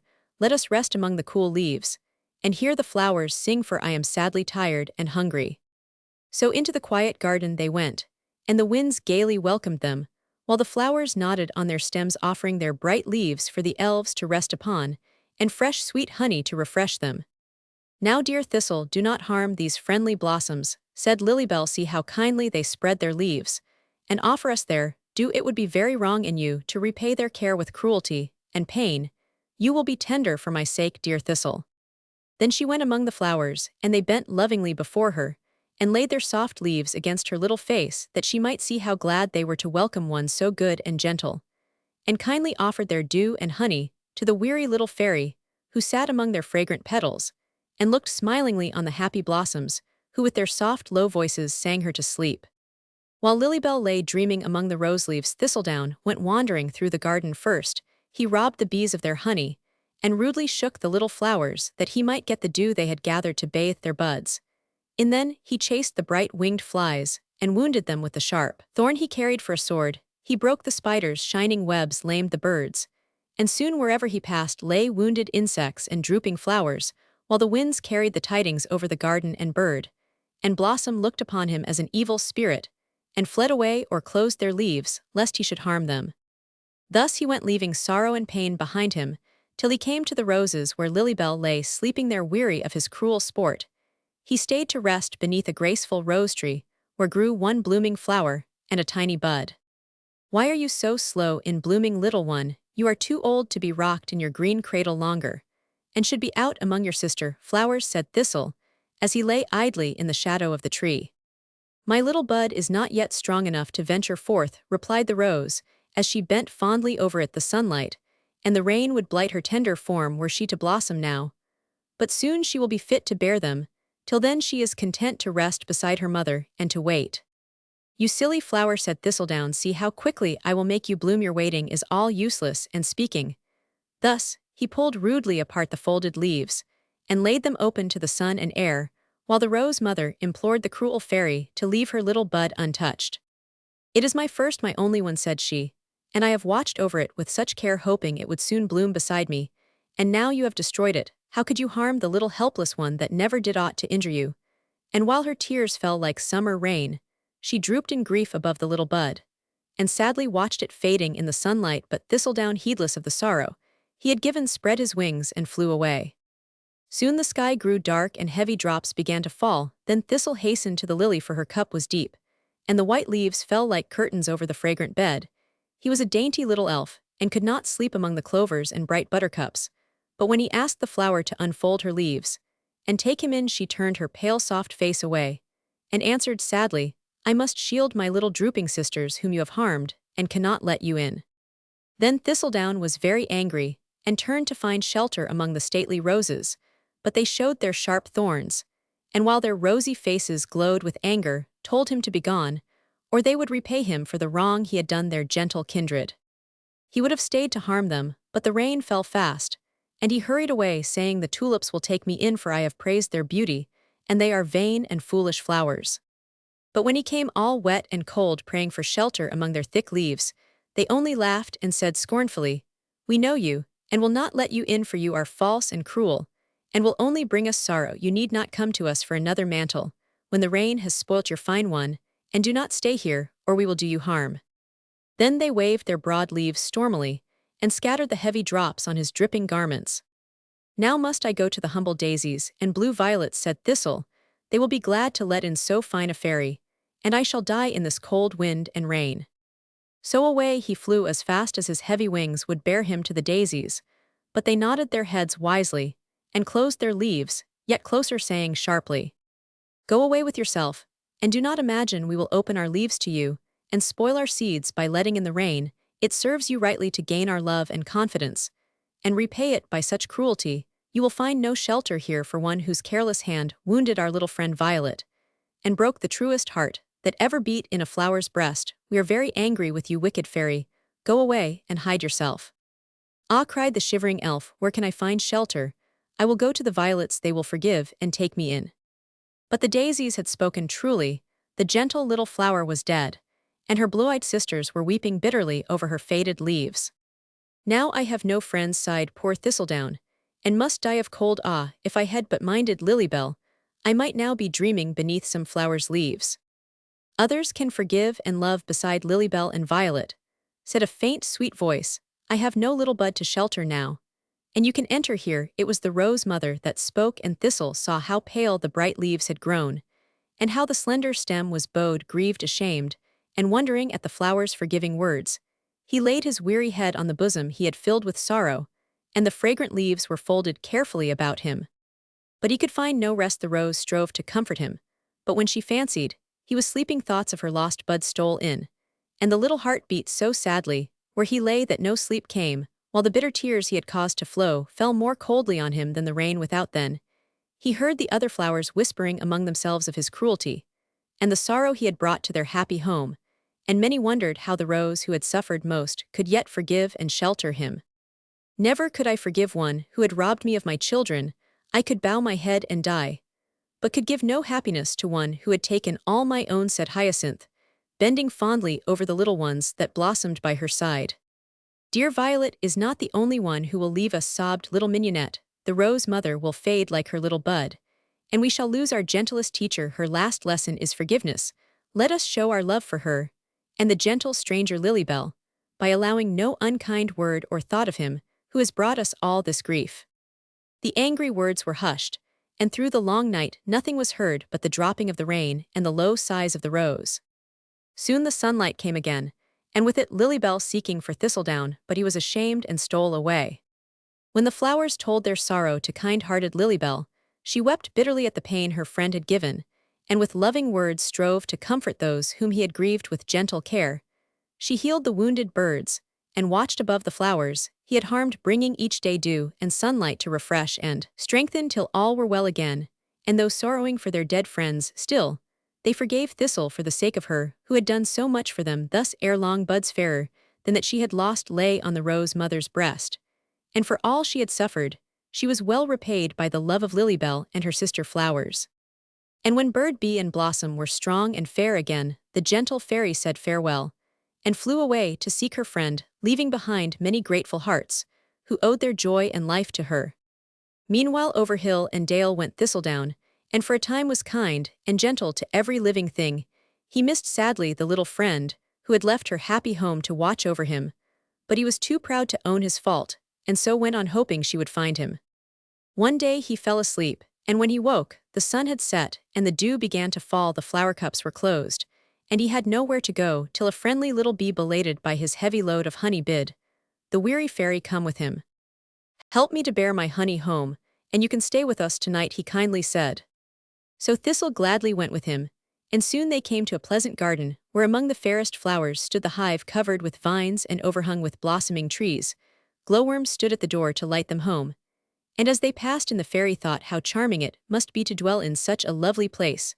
The floor of wax was pure and white as marble, while the walls were formed of golden honeycomb, and the air was fragrant with the breath of flowers. You cannot see our queen tonight, said the little bee, but I will show you to a bed where you can rest. And he led the tired fairy to a little cell, where on a bed of flower leaves he folded his wings and fell asleep. As the first ray of sunlight stole in he was awakened by sweet music. It was the morning song of the bees. Awake, awake, for the earliest gleam of golden sunlight shines on the rippling waves that brightly flow beneath the flowering vines. Awake, awake, for the low sweet chant of the wild bird's morning hymn comes floating by on the fragrant air through the forest cool and dim. Then spread each wing and work and sing through the long bright sunny hours. O'er the pleasant earth we journey forth for a day among the flowers. Awake, awake, for the summer wind hath bidden the blossoms unclose, hath opened the violet's soft blue eye, and wakened the sleeping rose. And lightly they wave on their slender stems, fragrant and fresh and fair, waiting for us as we singing come to gather our honeydew there. Then spread each wing and work and sing through the long bright sunny hours. O'er the pleasant earth we journey forth for a day among the flowers. Soon his friend came to bid him rise, as the queen desired to speak with him, so with his purple mantle thrown gracefully over his shoulder, and his little cap held respectfully in his hand, he followed Nimblewing to the great hall, where the queen was being served by her little pages. Some bore her fresh dew and honey, some fanned her with fragrant flower leaves, while others scattered the sweetest perfumes on the air. Little fairy, said the queen, you are welcome to my palace, and we will gladly have you stay with us if you will obey our laws. We do not spend the pleasant summer days in idleness and pleasure, but each one labors for the happiness and good of all. If our home is beautiful, We have made it so by industry, and here as one large loving family, we dwell no sorrow, care, or discord, can enter in while all obey the voice of her, who seeks to be a wise and gentle queen to them.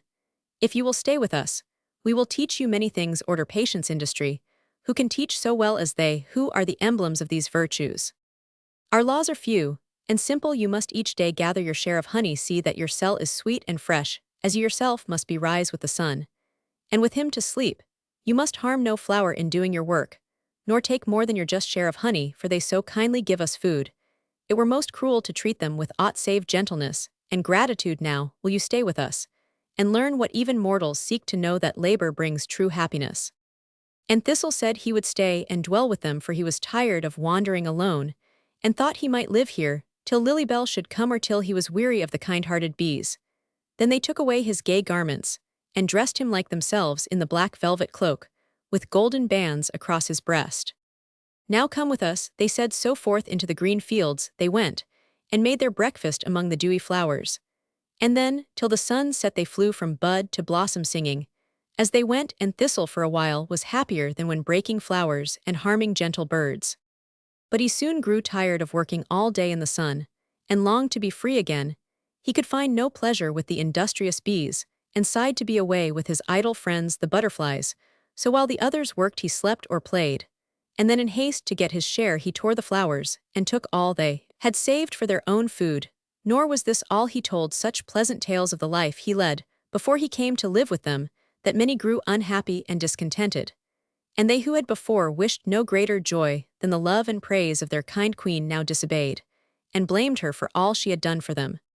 Long she bore with their unkind words and deeds, and when at length she found it was the ungrateful fairy who had wrought this trouble in her quiet kingdom, she strove with sweet forgiving words to show him all the wrong he had done. But he would not listen, and still went on destroying the happiness of those who had done so much for him. Then when she saw that no kindness could touch his heart, she said, "Thistledown, we took you and a friendless stranger fed, and clothed you, and made our home as pleasant to you as we could. And in return for all our care, you have brought discontent and trouble to my subjects, grief and care to me. I cannot let my peaceful kingdom be disturbed by you, therefore go and seek another home. You may find other friends, but none will love you more than we had you been worthy of it, so farewell." And the doors of the once happy home he had disturbed were closed behind him. Then he was very angry and determined to bring some great sorrow on the good queen, so he sought out the idle willful bees, whom he had first made discontented, bidding them follow him, and win the honey the queen had stored up for the winter. "Let us feast and make merry in the pleasant summertime," said Thistle. "Winter is far off, why should we waste these lovely days, toiling to lay up the food we might enjoy? Now come, we will take what we have made, and think no more of what the queen has said." So while the industrious bees were out among the flowers, he led the drones to the hive, and took possession of the honey, destroying and laying waste the home of the kind bees. Then, fearing that in their grief and anger they might harm him, Thistle flew away to seek new friends. After many wanderings, he came at length to a great forest, and here, beside a still lake, he stayed to rest. Delicate woodflowers grew near him in the deep green moss with drooping heads, as if they listened to the soft wind singing among the pines. Bright-eyed birds peeped at him from their nests, and many-colored insects danced above the cool, still lake. "This is a pleasant place," said Thistle. "It shall be my home for a while. Come hither, blue dragonfly, I would gladly make a friend of you, for I am all alone." The dragonfly folded his shining wings beside the elf, listened to the tale he told, promised to befriend the lonely one, and strove to make the forest a happy home to him. So here dwelt Thistle, and many kind friends gathered round him, for he spoke gently to them, and they knew nothing of the cruel deeds he had done. And for a while he was happy and content, but at length he grew weary of the gentle birds and wildflowers, and sought new pleasure in destroying the beauty he was tired of, and soon the friends who had so kindly welcomed him looked upon him as an evil spirit, and shrunk away as he approached. At length his friend, the dragonfly, besought him to leave the quiet home he had disturbed. Then Thistle was very angry, and while the dragonfly was sleeping among the flowers that hung over the lake, he led an ugly spider to the spot, and bade him weave his nets about the sleeping insect, and bind him fast. The cruel spider gladly obeyed the ungrateful fairy, and soon the poor fly could move neither leg nor wing. Then Thistle flew away through the wood, leaving sorrow and trouble behind him. He had not journeyed far before he grew weary and lay down to rest. Long he slept, and when he awoke and tried to rise, his hands and wings were bound, while beside him stood two strange little figures, with dark faces and garments that rustled like withered leaves, who cried to him, as he struggled to get free. "Lie still, you naughty fairy, you are in the brownie's power, and shall be well punished for your cruelty ere we let you go." So poor Thistle lay sorrowfully wondering what would come of it, and wishing Lilybell would come to help and comfort him, but he had left her, and she could not help him now. Soon a troop of brownies came rustling through the air, and gathered round him, while one who wore an acorn cup on his head, and was their king, said as he stood beside the trembling fairy, "You have done many cruel things, and caused much sorrow to happy hearts. Now you are in my power, and I shall keep you prisoner till you have repented. You cannot dwell on the earth without harming the fair things given you to enjoy, so you shall live alone in solitude and darkness, till you have learned to find happiness in gentle deeds, and forget yourself in giving joy to others. When you have learned this, I will set you free." Then the brownies bore him to a high dark rock, and entering a little door led him to a small cell dimly lighted by a crevice through which came a single gleam of sunlight, and there through long, long days poor Thistle sat alone, and gazed with wistful eyes at the little opening, longing to be out on the green earth. No one came to him but the silent brownies who brought his daily food, and with bitter tears he wept for Lilybell, mourning his cruelty and selfishness, seeking to do some kindly deed that might atone for his wrongdoing. A little vine that grew outside his prison rock came creeping up, and looked in through the crevice, as if to cheer the lonely fairy, who welcomed it most gladly, and daily sprinkled its soft leaves with his small share of water, that the little vine might live even if it darkened more and more his dim cell. The watchful brownies saw this kind deed, and brought him fresh flowers and many things, which Thistle gratefully received, though he never knew it was his kindness to the vine that gained for him these pleasures. Thus did poor Thistle strive to be more gentle and unselfish, and grew daily happier and better. Now while Thistledown was a captive in the lonely cell, Lilybell was seeking him far and wide, and sadly traced him by the sorrowing hearts he had left behind. She healed the drooping flowers, cheered the queen bee's grief, brought back her discontented subjects, restored the home to peace and order, and left them blessing her. Thus she journeyed on till she reached the forest where Thistledown had lost his freedom. She unbound the starving dragonfly, and tended the wounded birds, but though all learned to love her, none could tell where the brownies had borne her friend, till a little wind came whispering by, and told her that a sweet voice had been heard singing fairy songs deep in a moss-grown rock. Then Lilybell went seeking through the forest, listening for the voice. Long she looked, and listened in vain, when one day as she was wandering through a lonely dell, she heard a faint low sound of music, and soon a distant voice mournfully singing. "Bright shines the summer sun. Soft is the summer air. Gaily the woodbirds sing. Flowers are blooming fair. But deep in the dark cold rock, sadly I dwell, longing for thee, dear friend. Lilybell, Lilybell. Thistle, dear Thistle, where are you?" joyfully cried Lilybell as she flew from rock to rock. But the voice was still, and she would have looked in vain had she not seen a little vine whose green leaves fluttering to and fro seemed beckoning her to come, and as she stood among its flowers she sang, "Through sunlight and summer air, I have sought for thee long, guided by birds and flowers, and now by thy song. Thistledown, Thistledown, o'er hill and dell, hither to comfort thee comes Lilybell." Then from the vine leaves 2 little arms were stretched out to her, and Thistledown was found. So Lilybell made her home in the shadow of the vine, and brought such joy to Thistle that his lonely cell seemed pleasanter to him than all the world beside, and he grew daily more like his gentle friend. But it did not last long, for one day she did not come. He watched and waited long for the little face that used to peep smiling in through the vine leaves. He called and beckoned through the narrow opening, but no Lilybell answered, and he wept sadly as he thought of all she had done for him, and that now he could not go to seek and help her, for he had lost his freedom by his own cruel and wicked deeds. At last he besought the silent brownie earnestly to tell him whither she had gone. "Oh, let me go to her," prayed Thistle. "If she is in sorrow, I will comfort her, and show my gratitude for all she has done for me. Dear brownie, set me free, and when she is found, I will come and be your prisoner again. I will bear and suffer any danger for her sake." "Lilybell is safe," replied the brownie. "Come, you shall learn the trial that awaits you." Then he led the wondering fairy from his prison to a group of tall drooping ferns beneath whose shade a large white lily had been placed, forming a little tent, within which on a couch of thick green moss lay Lilybell. In a deep sleep the sunlight stole softly in, and all was cool and still. "You cannot wake her," said the brownie, as Thistle folded his arms tenderly about her. "It is a magic slumber, and she will not wake till you shall bring hither gifts from the earth, air, and water spirits. Tea is a long and weary task, for you have made no friends to help you and will have to seek for them alone. This is the trial we shall give you, and if your love for Lilybell be strong enough to keep you from all cruelty and selfishness, and make you kind and loving, as you should be, she will awake to welcome you, and love you still more fondly than before." Then Thistle, with a last look on the little friend he loved so well, set forth alone to his long task. The home of the earth spirits was the first to find, and no one would tell him where to look. So far and wide he wandered through gloomy forests, and among lonely hills, with none to cheer him when sad and weary, none to guide him on his way.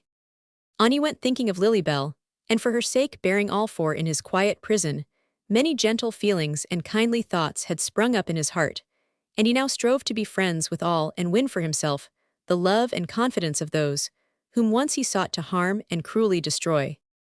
But few believed him, for they remembered his false promises and evil deeds, and would not trust him now, so poor Thistle found few to love or care for him. Long he wandered, and carefully he sought, but could not find the earth spirit's home, and when at length he reached the pleasant garden where he and Lilybell first parted, he said within himself, "Here I will stay a while and try to win by kindly deeds the flowers' forgiveness for the pain and sorrow I brought them long ago, and they may learn to love and trust me, so even if I never find the spirits, I shall be worthier of Lilybell's affection, if I strive to atone for the wrong I have done." Then he went among the flowers, but they closed their leaves and shrank away trembling with fear, while the birds fled to hide among the leaves as he passed. This grieved poor Thistle, and he longed to tell them how changed he had become, but they would not listen, so he tried to show by quiet deeds of kindness that he meant no harm to them. And soon the kind-hearted birds pitied the lonely fairy, and when he came near sang cheering songs, and dropped ripe berries in his path, for he no longer broke their eggs or hurt their little ones.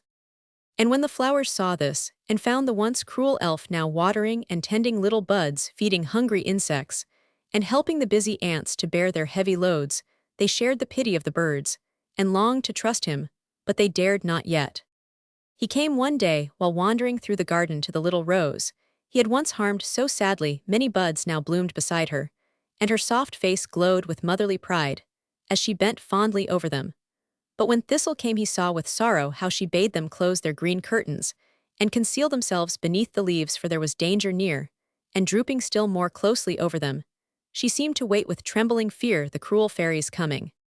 But no rude hand tore her little ones away, no unkind words were spoken, but a soft shower of dew fell lightly on them, and Thistle, bending tenderly above them, said, "Dear flower, forgive the sorrow I once brought you, and trust me now for Lilybell's sake. Her gentleness has changed my cruelty to kindness, and I would gladly repay all for the harm I have done, but none will love and trust me now."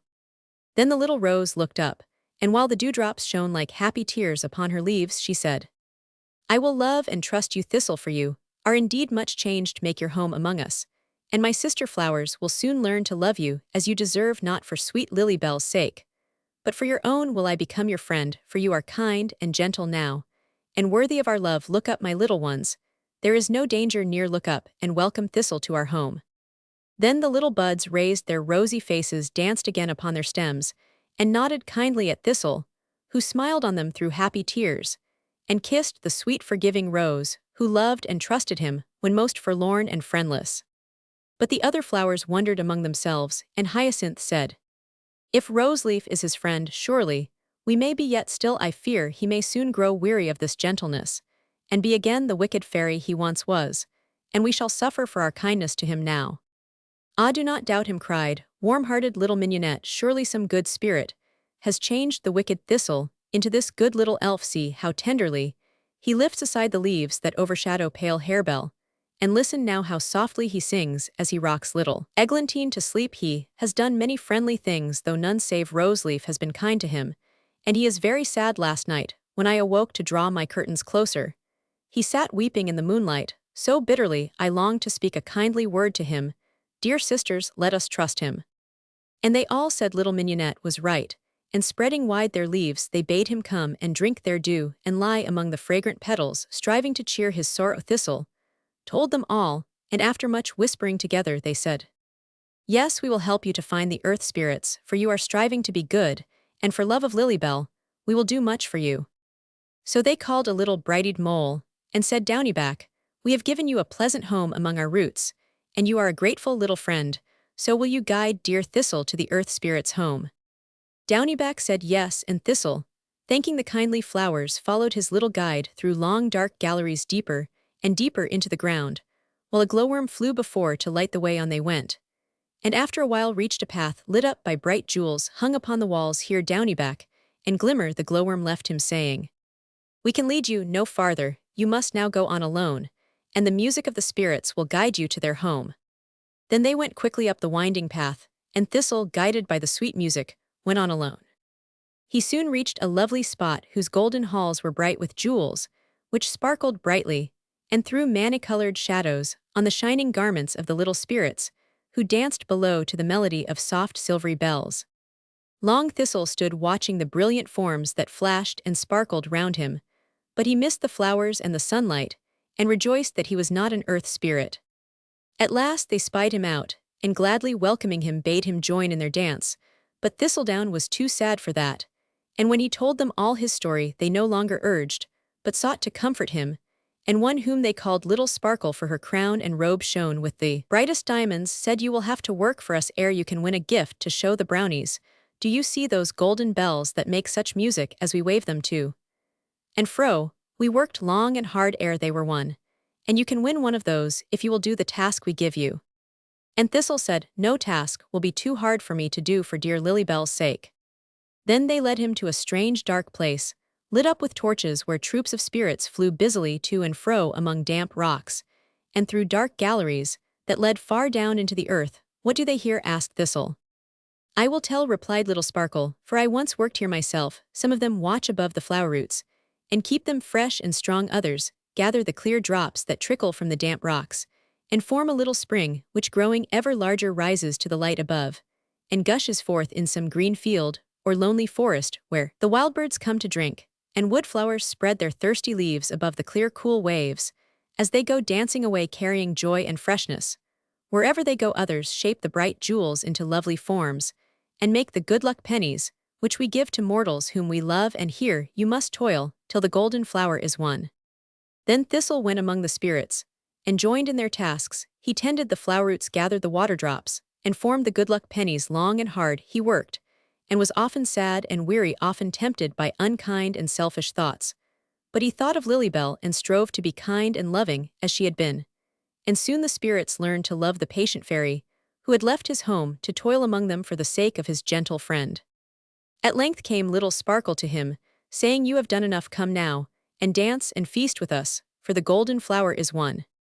But Thistle could not stay, for half his task was not yet done, and he longed for sunlight, and Lilybell. So taking a kind farewell, he hastened through the torchlit path up to the light again, and spreading his wings flew over hill and dale, till he reached the forest where Lilybell lay sleeping.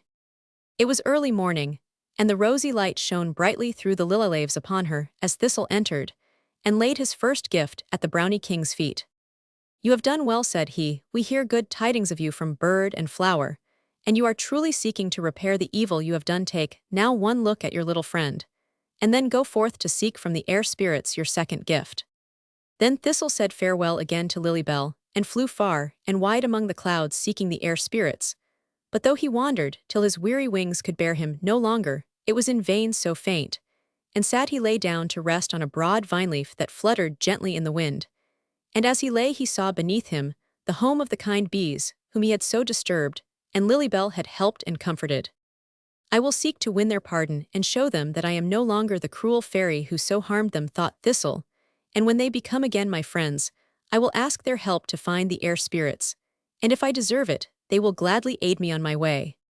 So he flew down into the field below, and hastened busily from flower to flower, till he had filled a tiny bluebell with sweet fresh honey.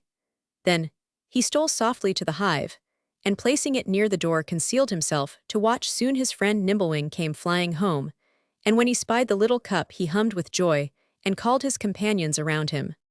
"Surely some good elf has placed it here for us," said they. "Let us bear it to our queen. It is so fresh and fragrant, it will be a fit gift for her." And they joyfully took it, in little dreaming who had placed it there. So each day Thistle filled a flower cup and laid it at the door, and each day the bees wondered more and more, for many strange things happened. The fieldflowers told of the good spirit who watched above them, and the birds sang of the same kind little elf, bringing soft moss for their nests and food for their hungry young ones, while all around the hive had grown fairer since the fairy came.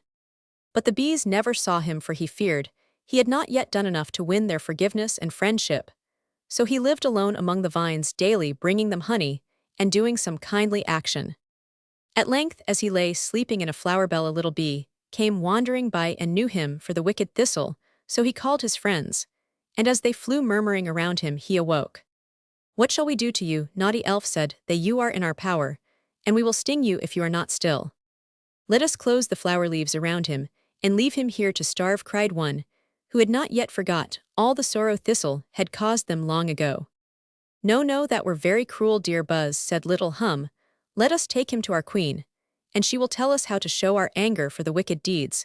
He Roman 999 see how bitterly he weeps. Be kind to him, he will not harm us more."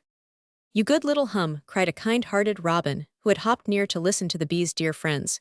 "Do you not know that this is the good fairy who has dwelt so quietly among us, watching over bird and blossom, giving joy to all he helps? It is he who brings the honeycup each day to you, and then goes silently away, that you may never know who works so faithfully for you. Be kind to him, for if he has done wrong, he has repented of it, as you may see." "Can this be naughty Thistle?" said Nimblewing. "Yes, it is," I said Thistle, "but no longer cruel and unkind. I have tried to win your love by patient industry.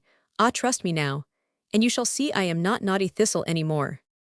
Then the wondering bees led him to their queen, and when he had told his tale and begged their forgiveness, it was gladly given, and all strove to show him that he was loved and trusted. Then he asked if they could tell him where the air spirits dwelt, for he must not forget dear Lilybell. And to his great joy, the queen said yes, and bade little Hum guide Thistle to Cloudland. Little Hum joyfully obeyed, and Thistle followed him as he flew higher and higher among the soft clouds, till in the distance they saw a radiant light. "There is their home, and I must leave you now, dear Thistle," said the little bee, and bidding him farewell, he flew singing back, while Thistle, following the light, soon found himself in the air spirit's home. The sky was gold and purple like an autumn sunset, and long walls of brilliant clouds lay round him. A rosy light shone through the silver mist on gleaming columns, and the rainbow roof soft fragrant winds went whispering by, and airy little forms were flitting to and fro. Long Thistle wondered at the beauty round him, and then he went among the shining spirits, told his tale, and asked a gift. But they answered like the earth spirits, "You must serve us first, and then we will gladly give you a robe of sunlight like our own." And then they told him how they wafted flower seeds over the earth to beautify and brighten lonely spots, how they watched above the blossoms by day, and scattered dews at night, brought sunlight into darkened places, and soft winds to refresh and cheer. "These are the things we do," said they, "and you must aid us for a time." And Thistle gladly went with the lovely spirits by day. He joined the sunlight and the breeze in their silent work by night with Starlight and her sister spirits. He flew over the moonlit earth, dropping cool dew upon the folded flowers, and bringing happy dreams to sleeping mortals. Many a kind deed was done, many a gentle word was spoken, and each day lighter grew his heart, and stronger his power of giving joy to others. At length Starlight bade him work no more, and gladly gave him the gift he had won. Then his second task was done, and he flew gaily back to the green earth and slumbering Lilybell. The silvery moonlight shone upon her as he came to give his second gift, and the brownie spoke more kindly than before. "One more trial, Thistle, and she will awake. Go bravely forth and win your last and hardest gift." Then with a light heart Thistle journeyed away to the brooks and rivers, seeking the water spirits, but he looked in vain, till wandering through the forest where the brownies took him captive, he stopped beside the quiet lake. As he stood here, he heard a sound of pain, and looking in the tall grass at his side, he saw the dragonfly whose kindness he once repaid by pain and sorrow, and who now lay suffering and alone. Thistle bent tenderly beside him, saying, "Dear Flutter, do not fear me. I will gladly ease your pain if you will let me. I am your friend, and long to show you how I grieve for all the wrong I did you. When you were so kind to me, forgive, and let me help and comfort you." Then he bound up the broken wing, and spoke so tenderly that Flutter doubted him no longer, and was his friend again. Day by day did Thistle watch beside him, making little beds of cool fresh moss for him to rest upon, fanning him when he slept and singing sweet songs to cheer him when awake, and often, when poor Flutter longed to be dancing once again over the blue waves, the fairy bore him in his arms to the lake. And on a broad leaf with a green flag for a sail, they floated on the still water, while the dragonfly's companions flew about them playing merry games. At length the broken wing was well, and Thistle said, "He must again seek the water spirits. I can tell you where to find them," said Flutter. "You must follow yonder little brook, and it will lead you to the sea where the spirits dwell. I would gladly do more for you, dear Thistle, but I cannot, for they live deep beneath the waves. You will find some kind friend to aid you on your way, and so farewell." Thistle followed the little brook as it flowed through field and valley, growing ever larger, till it reached the sea. Here the wind blew freshly, and the great waves rolled and broke at Thistle's feet, as he stood upon the shore, watching the billows dancing and sparkling in the sun. "How shall I find the spirits in this great sea, with none to help or guide me? Yet it is my last task, and for Lilybell's sake, I must not fear or falter now," said Thistle. So he flew hither and thither over the sea, looking through the waves. Soon he saw far below the branches of the coral tree. "They must be here," thought he, and folding his wings he plunged into the deep cold sea. But he saw only fearful monsters and dark shapes that gathered round him, and trembling with fear, he struggled up again. The great waves tossed him to and fro, and cast him bruised and faint upon the shore. Here he lay weeping bitterly, till a voice beside him said, "Poor little elf, what has befallen you? These rough waves are not fit playmates for so delicate a thing as you. Tell me your sorrow, and I will comfort you." And Thistle, looking up, saw a white sea-bird at his side, who tried with friendly words to cheer him. So he told all his wanderings, and how he sought the sea spirits. "Surely if bee and blossom do their part to help you, birds should aid you too," said the sea-bird. "I will call my friend the Nautilus, and he will bear you safely to the coral palace where the spirits dwell." So spreading his great wings he flew away, and soon Thistle saw a little boat come dancing over the waves, and wait beside the shore for him. In he sprang. Nautilus raised his little sail to the wind, and the light boat glided swiftly over the blue sea.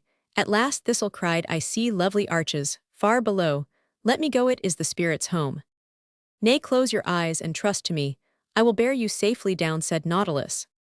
So Thistle closed his eyes and listened to the murmur of the sea as they sank slowly through the waves. The soft sound lulled him to sleep, and when he awoke, the boat was gone, and he stood among the water spirits in their strange and lovely home. Lofty arches of snow-white coral bent above him, and the walls of brightly tinted shells were wreathed with lovely seaflowers, and the sunlight shining on the waves cast silvery shadows on the ground where sparkling stones glowed in the sand. A cool, fresh wind swept through the waving garlands of bright sea moss, and the distant murmur of dashing waves came softly on the air. Soon troops of graceful spirits flitted by, and when they found the wondering elf, they gathered round him, bringing pearl shells heaped with precious stones, and all the rare strange gifts that lie beneath the sea. But Thistle wished for none of these, and when his tale was told, the kindly spirits pitied him, and little Pearl sighed, as she told him of the long and weary task he must perform ere he could win a crown of snow-white pearls like those they wore. But Thistle had gained strength and courage in his wanderings, and did not falter now when they led him to a place among the coral workers, and told him he must labor here till the spreading branches reached the light and air through the waves that danced above. With a patient hope that he might yet be worthy of Lilybell, the fairy left the lovely spirits and their pleasant home to toil among the coral builders where all was strange and Roman. 1499. Long he worked, but still the waves rolled far above them, and his task was not yet done, and many bitter tears poor Thistle shed, and sadly he pined for air and sunlight, the voice of birds and breath of flowers, often folded in the magic garments which the spirits gave him that he might pass unharmed among the fearful creatures dwelling there. He rose to the surface of the sea, and gliding through the waves gazed longingly upon the hills, now looking blue and dim so far away, or watched the flocks of summer birds journeying to a warmer land, and they brought sad memories of green old forests and sunny fields to the lonely little fairy floating on the great wild sea. Day after day went by, and slowly Thistle's task drew towards an end. Busily toiled the coral workers, but more busily toiled he, insect and spirit, daily wondered more and more at the industry and patience of the silent little elf, who had a friendly word for all though he never joined them in their sport. Higher and higher grew the coral boughs and lighter grew the fairy's heart, while thoughts of dear Lilybell cheered him on as day by day he steadily toiled. And when at length the sun shone on his work and it was done he stayed, but to take the garland he had won, and to thank the good spirits for their love, and care then up through the cold blue waves, he swiftly glided, and shaking the bright drops from his wings soared, singing up to the sunny sky. On through the fragrant air went Thistle, looking with glad face upon the fair fresh earth below, where flowers looked smiling up, and green trees bowed their graceful heads, as if to welcome him soon the forest, where Lilybell lay sleeping rose before him. And as he passed along the cool dim woodpaths, never had they seemed so fair. But when he came where his little friend had slept it was no longer the dark silent spot, where he last saw her garlands hung from every tree, and the fairest flowers filled the air, with their sweet breath birds' gay voices echoed far and wide, and the little brook went singing by beneath the arching ferns that bent above it green. Leaves rustled in the summer wind, and the air was full of music. But the fairest sight was Lilybell, as she lay on the couch of velvet moss that fairy hands had spread the golden flower lay beside her, and the glittering robe was folded round her little form, the warmest sunlight fell upon her, and the softest breezes lifted her shining hair. Happy tears fell fast, as Thistle folded his arms around her crying, "O Lilybell, dear Lilybell, awake, I have been true to you, and now my task is done." Then with a smile Lilybell awoke, and looked with wondering eyes upon the beauty that had risen round her. "Dear Thistle, what mean these fair things, and why are we in this lovely place?" "Listen, Lilybell," said the Brownie King as he appeared beside her, and then he told all that Thistle had done to show his love for her, how he had wandered far and wide to seek the fairy gifts, and toiled long and hard to win them, how he had been loving true and tender when most lonely and forsaken. Bird, bee, and blossom have forgiven him, and none is more loved and trusted now by all than the once cruel Thistle, said the king, as he bent down to the happy elf who bowed low before him. "You have learned the beauty of a gentle, kindly heart, dear Thistle, and you are now worthy to become the friend of her, for whom you have done so much. Place the crown upon her head, for she is queen of all the forest fairies now." And as the crown shone on the head that Lilybell bent down on Thistle's breast, the forest seemed alive with little forms who sprang from flower and leaf, and gathered round her bringing gifts for their new queen. "If I am queen, then you are king, dear Thistle," said the fairy. "Take the crown, and I will have a wreath of flowers you have toiled and suffered for my sake, and you alone should rule over these little elves whose love you have won." "Keep your crown, Lilybell, for yonder come the spirits with their gifts to Thistle," said the brownie, and as he pointed with his wand out from among the mossy roots of an old tree, came trooping the earth, spirits, their flower bells ringing softly as they came, and their jeweled garments glittering in the sun on to wear. Thistledown stood beneath the shadow of the flowers with Lilybell, beside him went the spirits, and then forth sprang little Sparkle waving a golden flower, whose silvery music filled the air. "Dear Thistle," said the shining spirit, "what you toiled so faithfully to win for another, let us offer now as a token of our love for you." As she ceased, down through the air came floating bands of lovely air spirits, bringing a shining robe, and they too told their love for the gentle fairy who had dwelt with them. Then softly on the breeze came distant music growing ever nearer, till over the rippling waves came the singing water spirits in their boats of many-colored shells.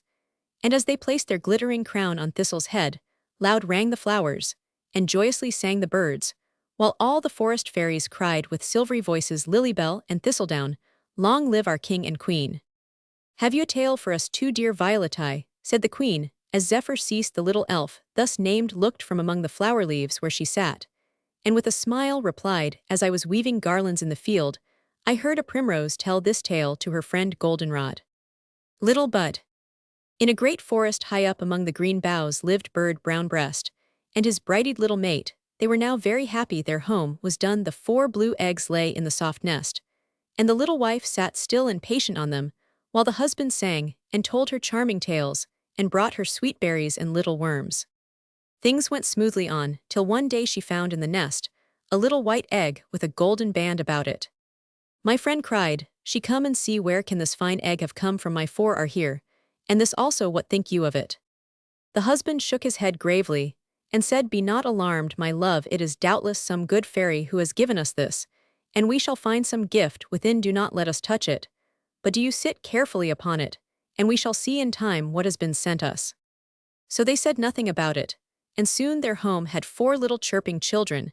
And then the white egg opened, and behold, a little maiden lay singing within them. How amazed were they, and how they welcomed her as she lay warm beneath the mother's wing, and how the young birds did love her.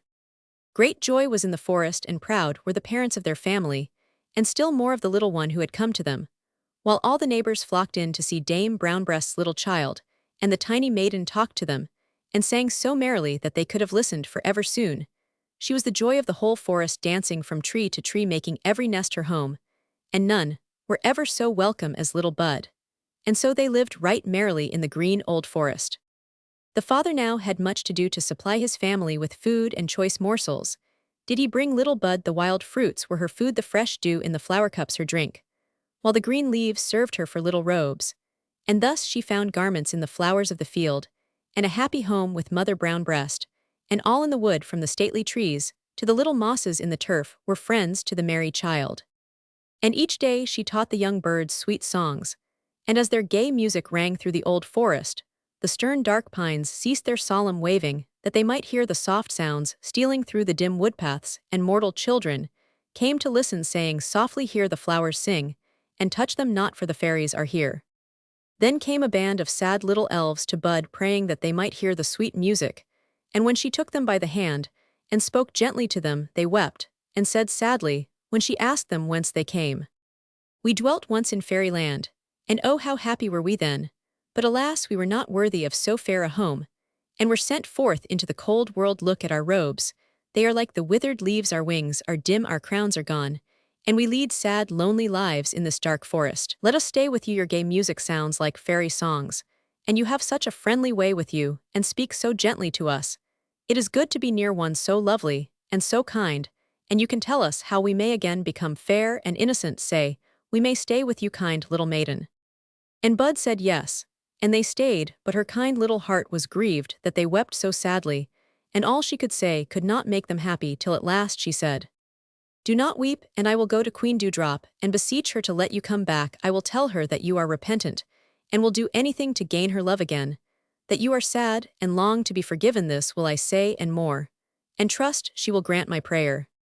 She will not say no to you, dear Bud," said the poor little fairies. "She will love you as we do, and if we can but come again to our lost home, we cannot give you thanks enough. Go, Bud, and if there be power in fairy gifts, you shall be as happy as our heart's best love can make you." The tidings of Bud's departure flew through the forest, and all her friends came to say farewell, as with the morning sun she would go, and each brought some little gift, for the land of fairies was far away, and she must journey long. "Nay, you shall not go on your feet, my child," said Mother Brownbreast. "Your friend Goldenwing shall carry you. Call him hither, that I may seat you rightly, for, if you should fall off, my heart would break." Then up came Goldenwing, and Bud was safely seated on the cushion of violet leaves, and it was really charming to see her merry little face peeping from under the broad brim of her cowslip hat, as her butterfly steed stood waving his bright wings in the sunlight. Then came the bee with his yellow honeybags, which he begged she would take, and the little brown spider that lived under the great leaves brought a veil for her hat, and besought her to wear it lest the sun should shine too brightly, while the ant came bringing a tiny strawberry, lest she should miss her favorite fruit. The mother gave her good advice, and the papa stood with his head on one side, and his round eyes twinkling with delight to think that his little Bud was going to fairyland. Then they all sang gaily together, till she passed out of sight over the hills, and they saw her no more. And now Bud left the old forest far behind her. Goldenwing bore her swiftly along, and she looked down on the green mountains, and the peasants' cottages that stood among overshadowing trees, and the earth looked bright with its broad blue rivers, winding through soft meadows, the singing birds and flowers, who kept their bright eyes ever on the sky. And she sang gaily as they floated in the clear air, while her friend kept time with his waving wings, and ever as they went along all grew fairer, and thus they came to fairyland. As Bud passed through the gates, she no longer wondered that the exiled fairies wept and sorrowed for the lovely home they had lost. Bright clouds floated in the sunny sky, casting a rainbow light on the fairy palaces below where the elves were dancing, while the low, sweet voices of the singing flowers sounded softly through the fragrant air, and mingled with the music of the rippling waves, as they flowed on beneath the blossoming vines that drooped above them.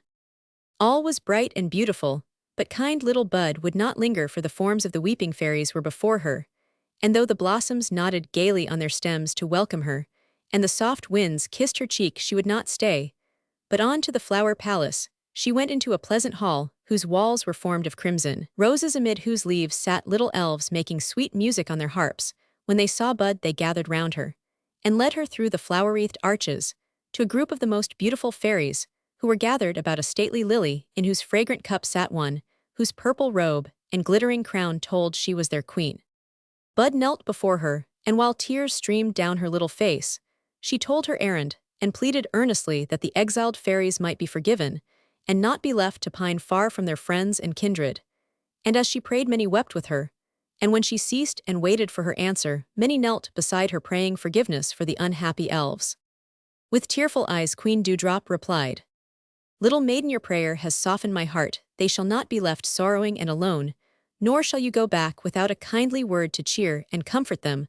We will pardon their fault, and when they can bring hither a perfect fairy crown robe and wand, they shall be again received as children of their loving queen. The task is hard for none, but the best and purest can form the fairy garments, yet with patience they may yet restore their robes to their former brightness.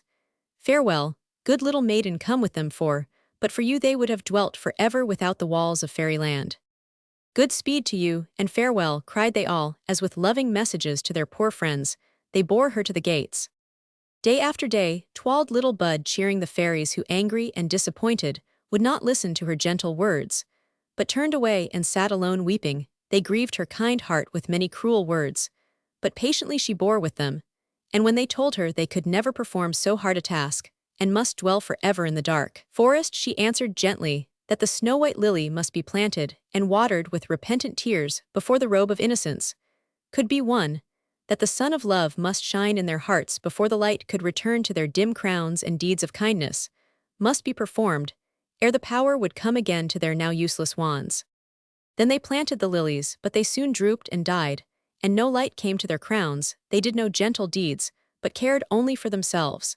And when they found their labor was in vain, they tried no longer, but sat weeping. Bud, with ceaseless toil and patient care, tended the lilies which bloomed brightly. The crowns grew bright, and in her hands the wands had power over birds and blossoms, for she was striving to give happiness to others, forgetful of herself.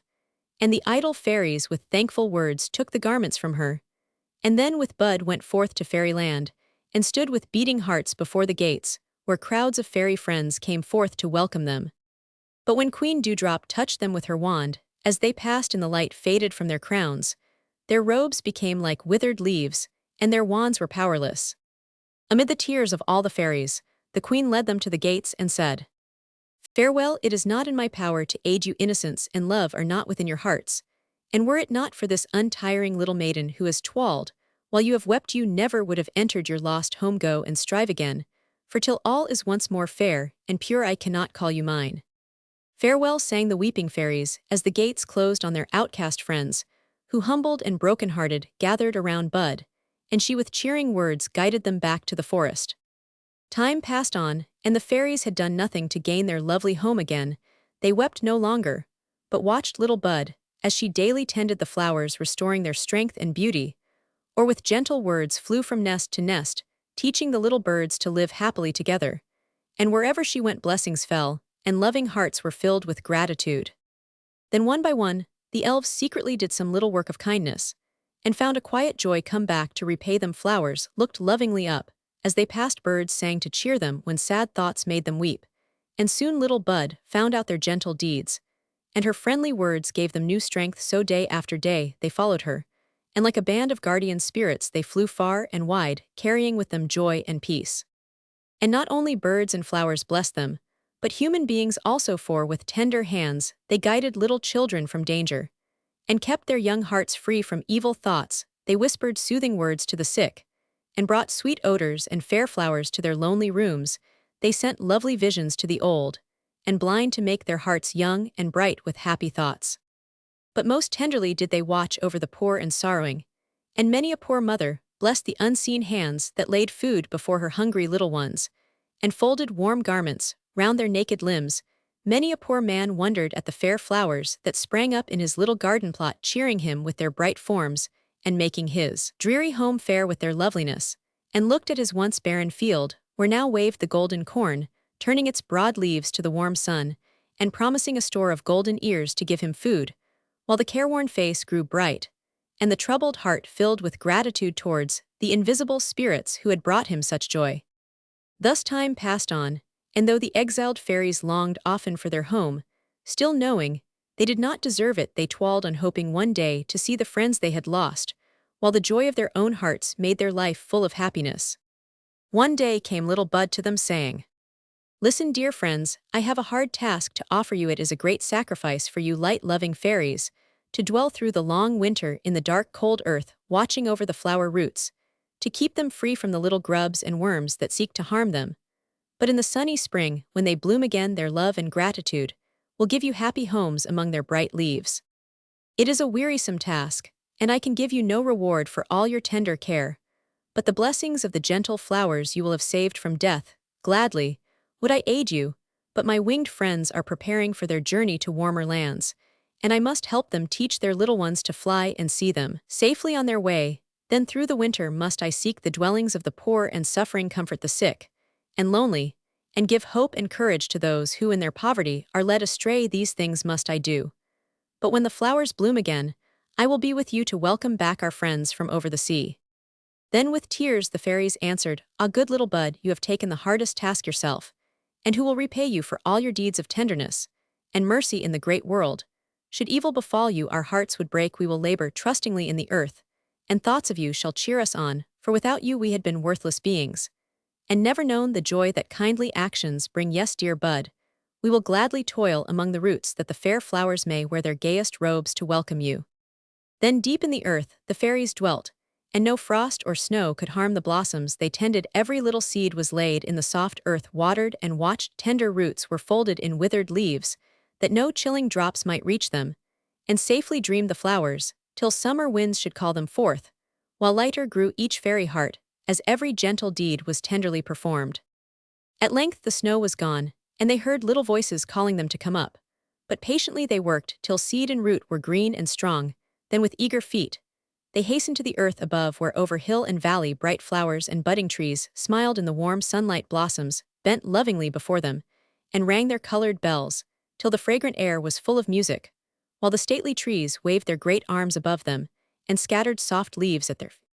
Then came the merry birds, making the wood alive with their gay voices, calling to one another as they flew among the vines, building their little homes. Long waited the elves, and at last she came with Father Brownbreast. Happy days passed, and summer flowers were in their fullest beauty, when Bud bade the fairies come with her.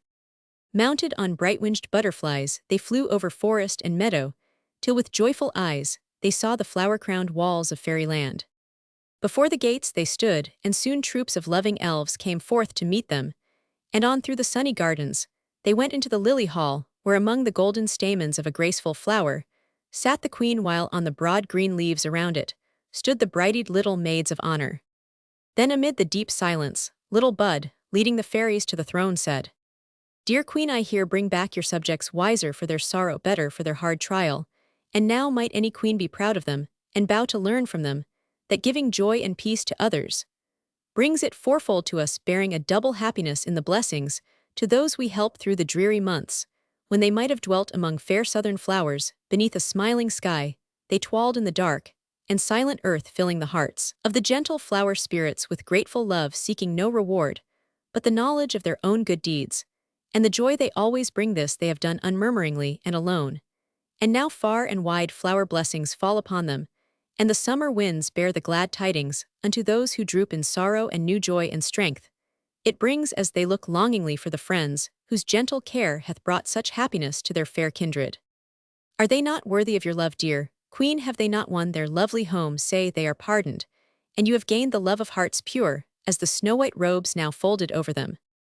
As Bud ceased, she touched the wondering fairies with her wand, and the dark faded garments fell away, and beneath the robes of lily leaves glittered pure and spotless in the sunlight. Then, while happy tears fell, Queen Dewdrop placed the bright crowns on the bowed heads of the kneeling fairies, and laid before them the wands their own good deeds had rendered powerful. They turned to thank little Bud for all her patient love, but she was gone, and high above in the clear air they saw the little form journeying back to the quiet forest. She needed no reward, but the joy she had given the fairy hearts were pure again, and her work was done, yet all fairyland had learned a lesson from gentle little. Now, little Sunbeam, what have you to tell us? Said the queen, looking down on a bright-eyed elf, who sat half hidden in the deep moss at her feet. I too, like Startwinkle, have nothing but a song to offer, replied the fairy, and then, while the nightingale's sweet voice mingled with her own, she sang. Clover blossom, in a quiet, pleasant meadow, beneath a summer sky, where green old trees their branches waved, and winds went singing by, where a little brook went rippling, so musically low, and passing clouds cast shadows on the waving grass below, where low sweet notes of brooding birds stole out on the fragrant air, and golden sunlight shone undimmed on all most fresh and fair. There bloomed a lovely sisterhood of happy little flowers, together in this pleasant home, through quiet summer hours. No rude hand came to gather them, no chilling winds to blight. Warm sunbeams smiled on them by day, and soft dews fell at night. So here along the brookside, beneath the green old trees, the flowers dwelt among their friends, the sunbeams and the breeze. One morning, as the flowers awoke, fragrant and fresh and fair, a little worm came creeping by, and begged a shelter there. Ah, pity and love me, sighed the worm. I am lonely, poor and weak. A little spot for a resting place. Dear flowers is all I seek. I am not fair and have dwelt unloved by butterfly, bird, and bee. They little knew that in this dark form lay the beauty they yet may see.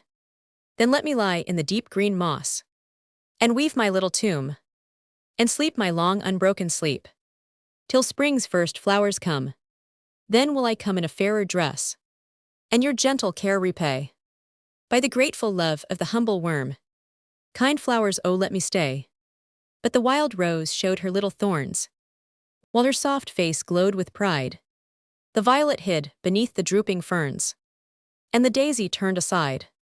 Little Houstonia scornfully laughed, as she danced on her slender stem, while the cowslip bent to the rippling waves, and whispered the tale to them.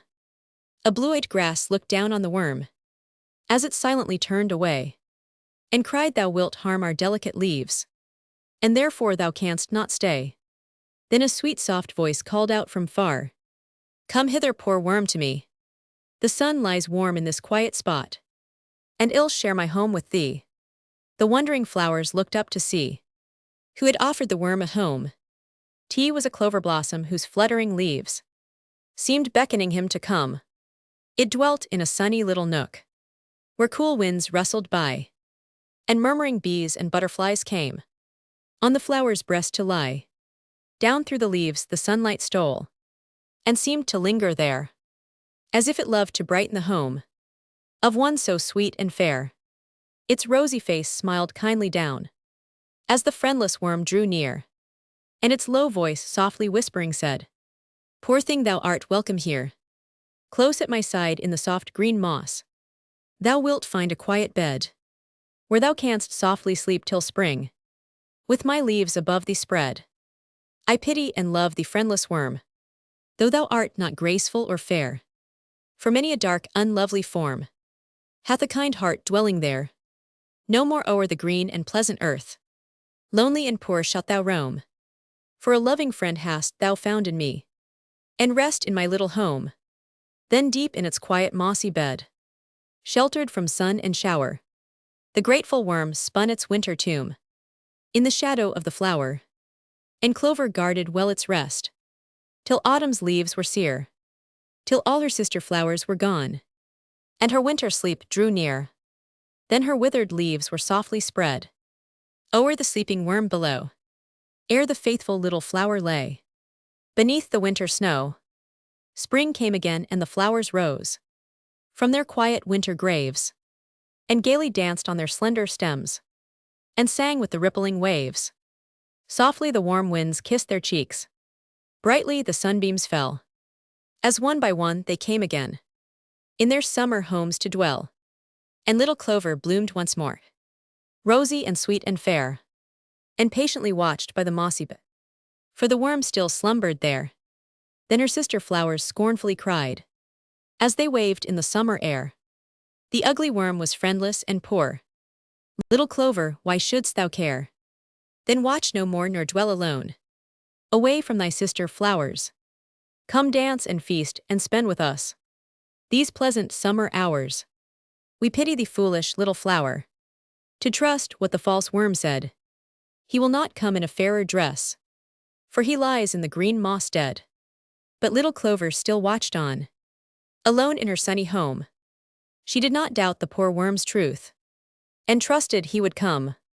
At last the small cell opened wide, and a glittering butterfly, from out the moss on golden wings, soared up to the sunny sky. Then the wondering flowers cried aloud, Clover, thy watch was vain. He only sought a shelter here, and never will come again. And the unkind flowers danced for joy when they saw him thus depart. For the love of a beautiful butterfly is dear to a flower's heart. They feared he would stay in Clover's home, and her tender care repay. So they danced for joy when at last he rose, and silently flew away. Then little Clover bowed her head, while her soft tears fell like dew, for her gentle heart was grieved to find that her sister's words were true. And the insect she had watched so long, when helpless, poor and lone, thankless for all her faithful care, on his golden wings had flown. But as she drooped in silent grief, she heard little Daisy cry, Oh sisters, look, I see him now, afar in the sunny sky. He is floating back from cloudland now, borne by the fragrant air. Spread wide your leaves that he may choose the flower he deems most fair. Then the wild rose glowed with a deeper blush, as she proudly waved on her stem. The cowslip bent to the clear blue waves, and made her mirror of them. Little Houstonia merrily danced, and spread her white leaves wide, while Daisy whispered her joy and hope, as she stood by her gay friend's side. Violet peeped from the tall green ferns, and lifted her soft blue eye, to watch the glittering form that shone afar in the summer sky. They thought no more of the ugly worm, who once had wakened their scorn, but looked and longed for the butterfly now. As the soft wind bore him on, nearer and nearer the bright form came, and fairer the blossoms grew. Each welcomed him in her sweetest tones, each offered her honey and dew. But in vain did they beckon and smile and call, and wider their leaves unclose. The glittering form still floated on, by Violet, Daisy, and Rose. Lightly it flew to the pleasant home of the flower most truly fair. On Clover's breast he softly lit, and folded his bright wings there. Dear flower, the butterfly whispered low, Long hast thou waited for me. Now I am come, and my grateful love shall brighten thy home for thee. Thou hast loved and cared for me when alone, hast watched o'er me long and well, and now will I strive to show the thanks the poor worm could not tell. Sunbeam and breeze shall come to thee, and the coolest dews that fall. Whate'er a flower can wish is thine, for thou art worthy all. And the home thou shared with the friendless worm, the butterfly's home shall be, and thou shalt find, dear faithful flower, a loving friend in me. Then through the long bright summer hours, through sunshine and through shower, together in their happy home, dwelt butterfly and flower. Ah, that is very lovely, cried the elves, gathering round little Sunbeam, as she ceased to place a garland in her hair, and praise her song. Now, said the queen, call hither Moonlight and Summerwind, for they have seen many pleasant things in their long wanderings, and will gladly tell us them. Most joyfully will we do our best, dear queen, said the elves, as they folded their wings beside her. Now, Summerwind, said Moonlight, till your turn comes do you sit here, and fan me while I tell this tale of Little Anna's Dream, or The Fairy Flower. In a large and pleasant garden sat little Annie all alone, and she seemed very sad, for drops that were not dew fell fast upon the flowers beside her, who looked wonderingly up and bent still nearer, as if they longed to cheer and comfort her. The warm wind lifted up her shining hair and softly kissed her cheek, while the sunbeams, looking most kindly in her face, made little rainbows in her tears, and lingered lovingly about her. But Annie paid no heed to sun or wind or flower, still the bright tears fell, and she forgot all but her sorrow. Little Annie, tell me why you weep, said a low voice in her ear, and looking up the child beheld a little figure standing on a vine leaf at her side. A lovely face smiled on her from amid bright locks of hair and shining wings were folded on a white and glittering robe that fluttered in the wind. "Who are you, lovely little thing?" cried Annie, smiling through her tears. "I am a fairy little child, and am come to help and comfort you. Now tell me why you weep, and let me be your friend," replied the spirit, as she smiled more kindly still on Anna's wondering face. "And are you really, then, a little elf such as I read of in my fairy books? Do you ride on butterflies, sleep in flower cups, and live among the clouds?" "Yes, all these things I do, and many stranger still, that all your fairy books can never tell. But now, dear Annie," said the fairy, bending nearer, "tell me why I found no sunshine on your face. Why are these great drops shining on the flowers? And why do you sit alone when bird and bee are calling you to play?" "Ah, you will not love me any more if I should tell you all," said Annie, while the tears began to fall again. "I am not happy, for I am not good. How shall I learn to be a patient, gentle child? Good little fairy, will you teach me how?"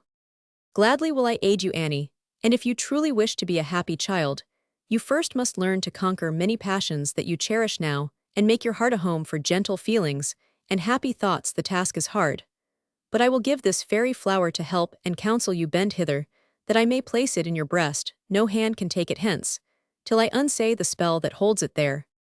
As thus she spoke, the elf took from her bosom a graceful flower whose snow-white leaves shone with a strange soft light. "This is a fairy flower," said the elf, "invisible to every eye save yours. Now listen, while I tell its power, Annie. When your heart is filled with loving thoughts, when some kindly deed has been done, some duty well performed, then from the flower there will arise the sweetest, softest fragrance to reward and gladden you.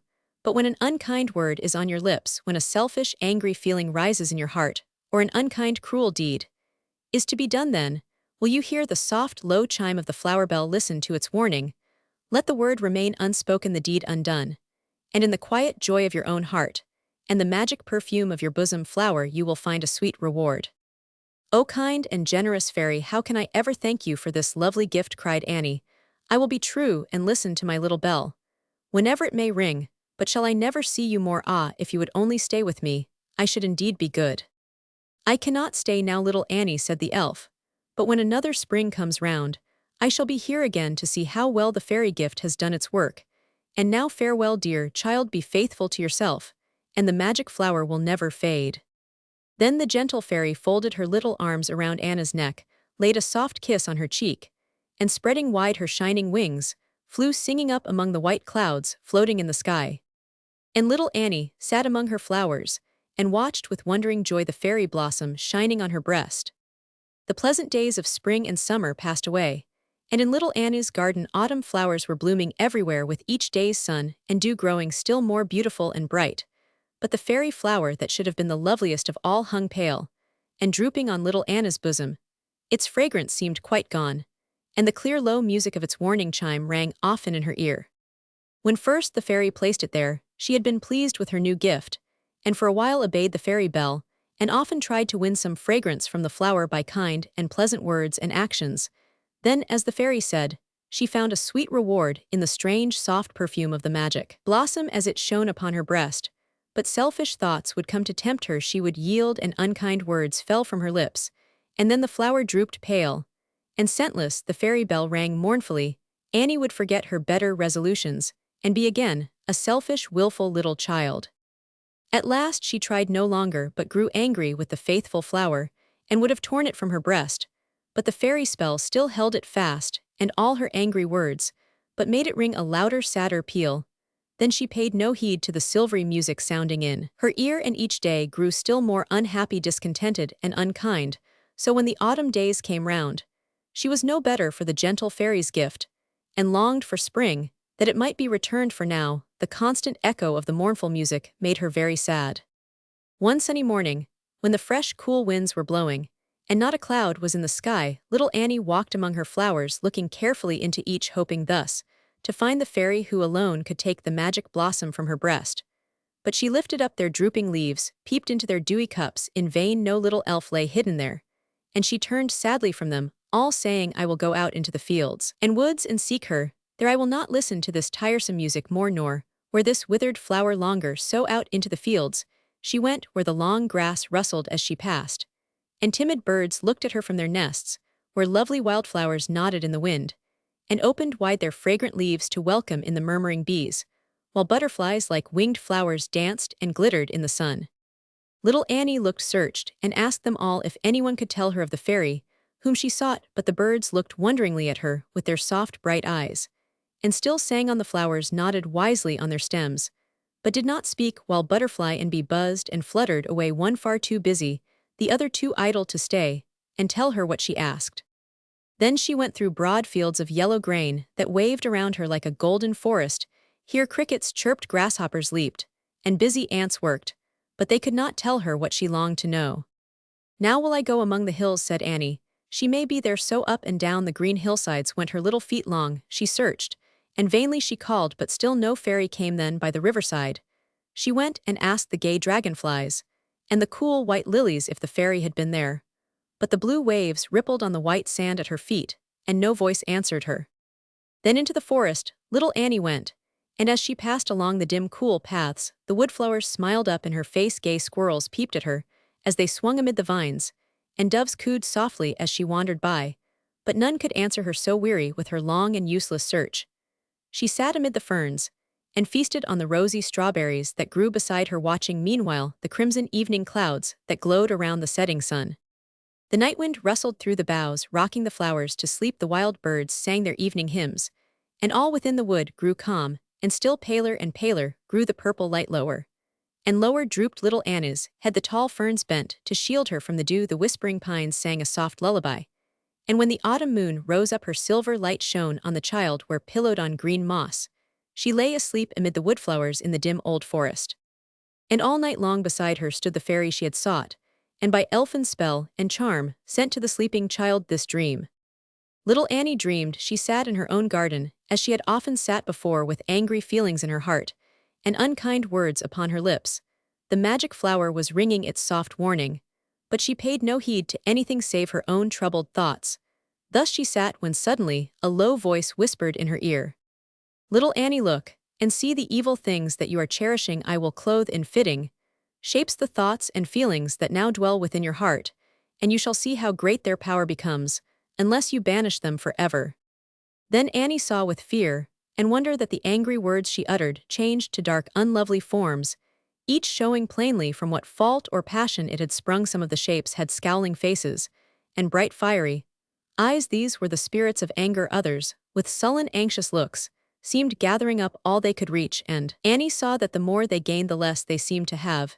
And these, she knew, were shapes of selfishness. Spirits of pride were there, who folded their shadowy garments round them and turned scornfully away from all the rest. These, and many others, little Annie saw, which had come from her own heart and taken form before her eyes. When first she saw them, they were small and weak, but as she looked they seemed to grow and gather strength, and each gained a strange power over her. She could not drive them from her sight, and they grew ever stronger, darker, and more unlovely to her eyes. They seemed to cast black shadows over all around, to dim the sunshine, blight the flowers, and drive away all bright and lovely things. While rising slowly round her, Annie saw a high dark wall that seemed to shut out everything she loved. She dared not move or speak, but with a strange fear at her heart, sat watching the dim shapes that hovered round her. Higher and higher rose the shadowy wall. Slowly the flowers near her died. Lingeringly, the sunlight faded, but at last they both were gone, and left her all alone behind the gloomy wall. Then the spirits gathered round her, whispering strange things in her ear, bidding her obey, for by her own will she had yielded up her heart to be their home, and she was now their slave. Then she could hear no more, but sinking down among the withered flowers, wept sad and bitter tears for her lost liberty and joy. Then through the gloom there shone a faint soft light, and on her breast she saw her fairy flower, upon whose snow-white leaves her tears lay shining. Clearer and brighter grew the radiant light, till the evil spirits turned away to the dark shadow of the wall and left the child alone. The light and perfume of the flower seemed to bring new strength to Annie, and she rose up, saying as she bent to kiss the blossom on her breast, "Dear flower, help and guide me now, and I will listen to your voice and cheerfully obey my faithful fairy bell." Then in her dream she felt how hard the spirits tried to tempt and trouble her, and how but for her flower they would have led her back and made all dark and dreary as before. Long and hard she struggled, and tears often fell, but after each new trial brighter shone her magic flower, and sweeter grew its breath, while the spirits lost still more their power to tempt her. Meanwhile, green flowering vines crept up the high dark wall and hid its roughness from her sight, and over these she watched most tenderly, for soon wherever green leaves and flowers bloomed the wall beneath grew weak and fell apart. Thus little Annie worked and hoped, till one by one the evil spirits fled away, and in their place came shining forms with gentle eyes and smiling lips, who gathered round her with such loving words and brought such strength and joy to Anna's heart that nothing evil dared to enter in, while slowly sank the gloomy wall, and over wreaths of fragrant flowers she passed out into the pleasant world, again the fairy gift, no longer pale and drooping, but now shining like a star upon her breast. Then the low voice spoke again in Anna's sleeping ear, saying, "The dark, unlovely passions you have looked upon are in your heart. Watch well, while they are few and weak, lest they should darken your whole life, and shut out love and happiness. For ever remember well the lesson of the dream, dear child, and let the shining spirits make your heart their home." And with that voice sounding in her ear, little Annie woke to find it was a dream, but like other dreams it did not pass away.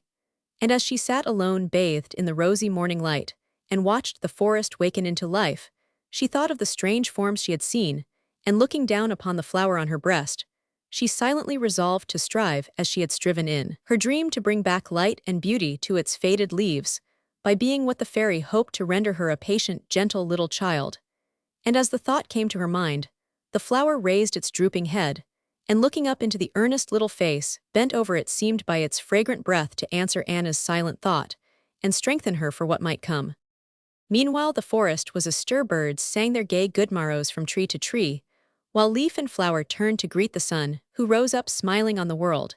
And so beneath the forest boughs, and through the dewy fields went little Annie home, better and wiser for her dream. Autumn flowers were dead, and gone yellow leaves lay rustling on the ground, bleak winds went whistling through the naked trees, and cold white winter snow fell softly down. Yet now, when all without looked dark and dreary, on little Anna's breast the fairy flower bloomed more beautiful than ever. The memory of her forest dream had never passed away, and through trial and temptation she had been true, and kept her resolution still unbroken. Seldom now did the warning bell sound in her ear, and seldom did the flower's fragrance cease to float about her, or the fairy light to brighten all whereon it fell. So through the long cold winter little Annie dwelt like a sunbeam in her home, each day growing richer in the love of others and happier in herself. Often was she tempted, but remembering her dream, she listened only to the music of the fairy bell, and the unkind thought or feeling fled away. The smiling spirits of gentleness and love nestled in her heart, and all was bright again. So better and happier grew the child, fairer and sweeter grew the flower, till spring came smiling over the earth, and woke the flowers, set free the streams, and welcomed back the birds. Then daily did the happy child sit among her flowers, longing for the gentle elf to come again, that she might tell her gratitude for all the magic gift had done. At length one day, as she sat singing in the sunny nook, where all her fairest flowers bloomed, weary with gazing at the far-off sky for the little form she hoped would come, she bent to look with joyful love upon her bosom flower. And as she looked, its folded leaves spread wide apart, and rising slowly from the deep white cup, appeared the smiling face of the lovely elf, whose coming she had waited for so long. "Dear Annie, look for me no longer. I am here on your own breast, for you have learned to love my gift, and it has done its work most faithfully and well," the fairy said, as she looked into the happy child's bright face, and laid her little arms most tenderly about her neck. "And now have I brought another gift from fairyland, as a fit reward for you, dear child," she said, when Annie had told all her gratitude and love. Then touching the child with her shining wand, the fairy bid her look and listen silently. And suddenly the world seemed changed to Annie, for the air was filled with strange sweet sounds, and all around her floated lovely forms. In every flower sat little smiling elves, singing gaily, as they rocked amid the leaves. On every breeze bright airy spirits came floating by. Some fanned her cheek with their cool breath, and waved her long hair to and fro, while others rang the flower bells, and made a pleasant rustling among the leaves. In the fountain, where the water danced and sparkled in the sun, astride of every drop, she saw merry little spirits who plashed and floated in the clear cool waves, and sang as gaily as the flowers on whom they scattered glittering dew. The tall trees, as their branches rustled in the wind, sang a low dreamy song, while the waving grass was filled with little voices she had never heard before. Butterflies whispered lovely tales in her ear, and birds sang cheerful songs in a sweet language she had never understood before. Earth and air seemed filled with beauty, and with music she had never dreamed of until now. Oh, tell me what it means, dear fairy, is it another, and a lovelier dream, or is the earth in truth so beautiful, as this she cried, looking with wondering joy upon the elf, who lay upon the flower in her breast. Yes, it is true, dear child, replied the fairy, and few are the mortals to whom we give this lovely gift. What to you is now so full of music, and of light to others, is but a pleasant summer world. They never know the language of butterfly or bird or flower, and they are blind to all that I have given you the power to see. These fair things are your friends and playmates now, and they will teach you many pleasant lessons, and give you many happy hours, while the garden where you once sat weeping sad and bitter tears is now brightened by your own happiness, filled with loving friends by your own kindly thoughts and feelings, and thus rendered a pleasant summer home for the gentle happy child, whose bosom flower will never fade. And now, dear Annie, I must go, but every springtime with the earliest flowers will I come again to visit you, and bring some fairy gift guard, well, the magic flower, that I may find all fair and bright when next I come. Then with a kind farewell, the gentle fairy floated upward through the sunny air, smiling down upon the child, until she vanished in the soft white clouds, and little Annie stood alone in her enchanted garden, where all was brightened with the radiant light, and fragrant with the perfume of her fairy flower. When moonlight ceased, Summerwind laid down her rose-leaf fan, and leaning back in her acorn cup, told this tale of Ripple the Water Spirit.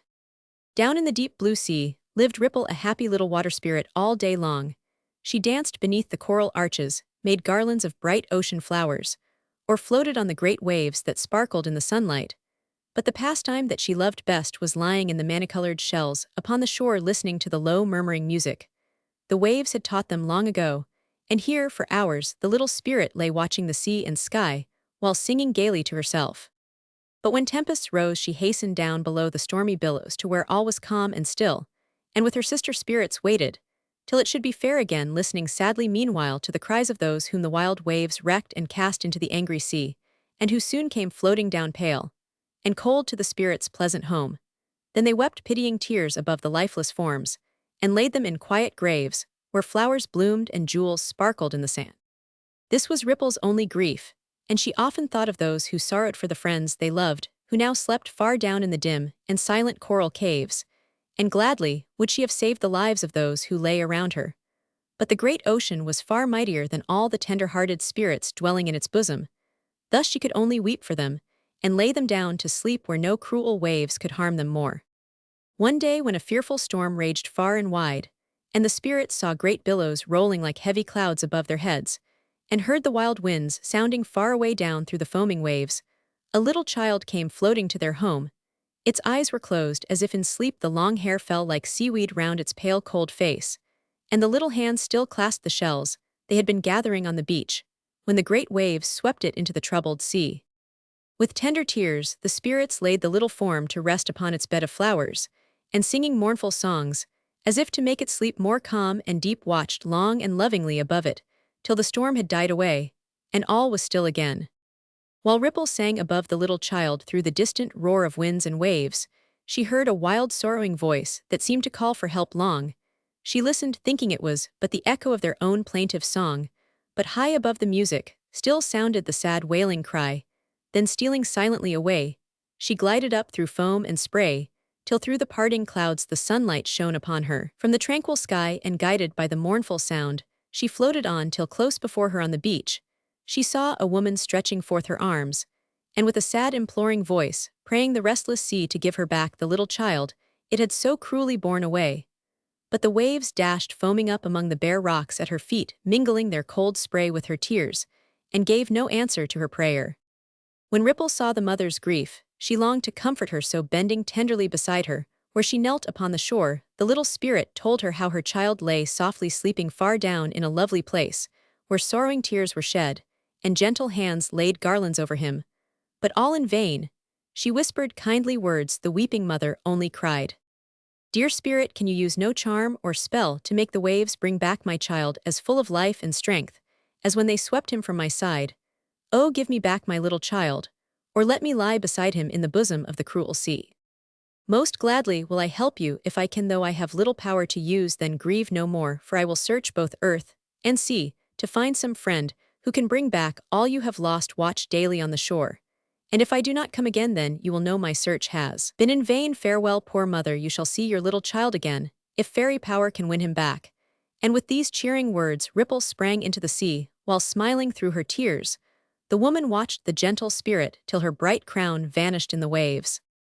When Ripple reached her home, she hastened to the palace of the queen, and told her of the little child, the sorrowing mother, and the promise she had made. "Good little Ripple," said the queen when she had told her, "all your promise never can be kept. There is no power below the sea to work this charm, and you can never reach the fire spirits' home to win from them a flame to warm the little body into life. I pity the poor mother, and would most gladly help her. But alas, I am a spirit like yourself, and cannot serve you as I long to do. Ah, dear queen, if you had seen her sorrow, you too would seek to keep the promise I have made. I cannot let her watch for me in vain, till I have done my best. Then tell me where the fire spirits dwell, and I will ask of them the flame that shall give life to the little child, and such great happiness to the sad, lonely mother. Tell me the path, and let me go. It is far, far away, high up above the sun, where no spirit ever dared to venture." "Yet," replied the queen, "I cannot show the path, for it is through the air. Dear Ripple, do not go, for you can never reach that distant place. Some harm most surely will befall. And then how shall we live without our dearest, gentlest spirit? Stay here with us in your own pleasant home, and think no more of this, for I can never let you go." But Ripple would not break the promise she had made, and besought so earnestly, and with such pleading words, that the queen at last with sorrow gave consent, and Ripple joyfully prepared to go. She with her sister spirits built up a tomb of delicate bright-colored shells, wherein the child might lie till she should come to wake him into life. Then praying them to watch most faithfully above it, she said farewell, and floated bravely forth on her long unknown journey far away. "I will search the broad earth till I find a path up to the sun, or some kind friend who will carry me, for alas, I have no wings, and cannot glide through the blue air, as through the sea," said Ripple to herself, as she went dancing over the waves, which bore her swiftly onward towards a distant shore. Long she journeyed through the pathless ocean, with no friends to cheer her save the white seabirds who went sweeping by, and only stayed to dip their wide wings at her side, and then flew silently away. Sometimes great ships sailed by, and then with longing eyes did the little spirit gaze up at the faces that looked down upon the sea, for often they were kind and pleasant ones, and she gladly would have called to them and asked them to be friends, but they would never understand the strange, sweet language that she spoke, or even see the lovely face that smiled at them above the waves. Her blue transparent garments were but water to their eyes, and the pearl chains in her hair but foam and sparkling spray. So hoping that the sea would be most gentle with them, silently she floated on her way, and left them far behind. At length green hills were seen, and the waves gladly bore the little spirit on, till rippling gently over soft white sand, they left her on the pleasant shore. "Ah, what a lovely place it is," said Ripple, as she passed through sunny valleys, where flowers began to bloom, and young leaves rustled on the trees. "Why are you all so gay, dear birds?" she asked, as their cheerful voices sounded far and near. "Is there a festival over the earth that all is so beautiful and bright? Do you not know that spring is coming? The warm winds whispered it days ago, and we are learning the sweetest songs to welcome her when she shall come," sang the lark, soaring away, as the music gushed from his little throat. "And shall I see her, Violet, as she journeys over the earth?" asked Ripple again. "Yes, you will meet her soon, for the sunlight told me she was near. Tell her we long to see her again, and are waiting to welcome her back," said the blue flower, dancing for joy on her stem, as she nodded and smiled on the spirit. "I will ask Spring where the fire spirits dwell. She travels over the earth each year, and surely can show me the way," thought Ripple as she went journeying on. Soon she saw Spring come smiling over the earth. Sunbeams and breezes floated before, and then with her white garments covered with flowers, with wreaths in her hair, and dewdrops and seeds falling fast from her hands, the beautiful season came singing by. "Dear Spring, will you listen and help a poor little spirit who seeks far and wide for the fire spirit's home?" cried Ripple, and then told why she was there, and begged her to tell what she sought. "The fire spirit's home is far, far away, and I cannot guide you there, but summer is coming behind me," said Spring, "and she may know better than Roman one. But I will give you a breeze to help you on your way. It will never tire nor fail, but bear you easily over land and sea. Farewell, little spirit, I would gladly do more, but voices are calling me far and wide, and I cannot stay." "Many thanks, kind Spring," cried Ripple as she floated away on the breeze. "Give a kindly word to the mother who waits on the shore, and tell her I have not forgotten my vow, but hope soon to see her again." Then spring flew on with her sunshine and flowers, and Ripple went swiftly over hill and vale, till she came to the land where summer was dwelling. Here the sun shone warmly down on the early fruit, the winds blew freshly over fields of fragrant hay, and rustled with a pleasant sound among the green leaves in the forests. Heavy dews fell softly down at night, and long bright days brought strength and beauty to the blossoming earth. Now I must seek for summer, said Ripple, as she sailed slowly through the sunny sky. I am here, what would you with me, little spirit, said a musical voice in her ear, and floating by her side, she saw a graceful form with green robes fluttering in the air, whose pleasant face looked kindly on her from beneath a crown of golden sunbeams that cast a warm, bright glow on all beneath. Then Ripple told her tale, and asked where she should go, but Summer answered, I can tell no more than my young sister Spring, where you may find the spirits that you seek. But I too, like her, will give a gift to aid you. Take this sunbeam from my crown, it will cheer and brighten the most gloomy path through which you pass. Farewell. I shall carry tidings of you to the watcher by the sea, if in my journey round the world I find her there. And Summer giving her the sunbeam passed away over the distant hills, leaving all green and bright behind her.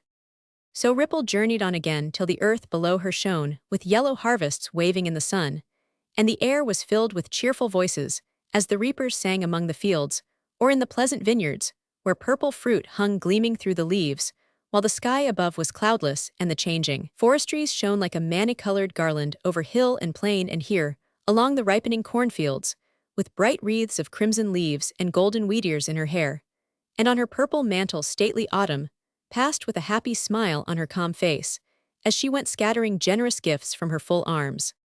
But when the wandering spirit came to her, and asked for what she sought this season, like the others could not tell her where to go, so giving her a yellow leaf, Autumn said as she passed on, Ask Winter, little Ripple, when you come to his cold home. He knows the fire spirits well, for when he comes they fly to the earth to warm and comfort those dwelling there. And perhaps he can tell you where they are, so take this gift of mine. And when you meet his chilly winds folded about you, and sit warm beneath its shelter, till you come to sunlight again, I will carry comfort to the patient woman, as my sisters have already done, and tell her you are faithful still. Then on went the never-tiring breeze over forest, hill, and field, till the sky grew dark and bleak winds whistled.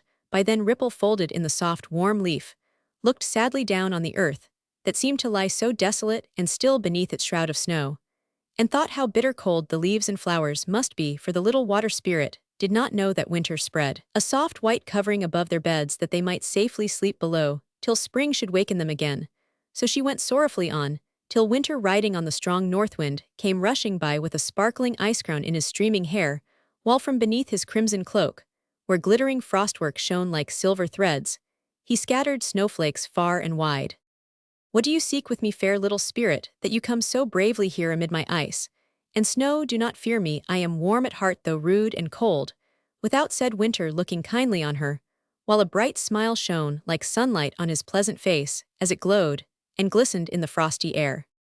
When Ripple told him why she had come, he pointed upward, where the sunlight dimly shone through the heavy clouds, saying, Far off there beside the sun is the fire spirit's home, and the only path is up through cloud and mist. It is a long strange path for a lonely little spirit to be going. The fairies are wild willful things, and in their play may harm and trouble you. Come back with me, and do not go this dangerous journey to the sky. I'll gladly bear you home again if you will come. But Ripple said, I cannot turn back now. When I am nearly there, the spirits surely will not harm me when I tell them why I am come.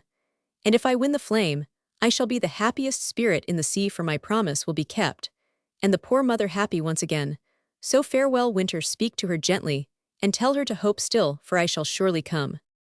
Adieu, little Ripple, may good angels watch above you. Journey bravely on, and take this snowflake that will never melt as my gift. Winter cried, as the north wind bore him on, leaving a cloud of falling snow behind.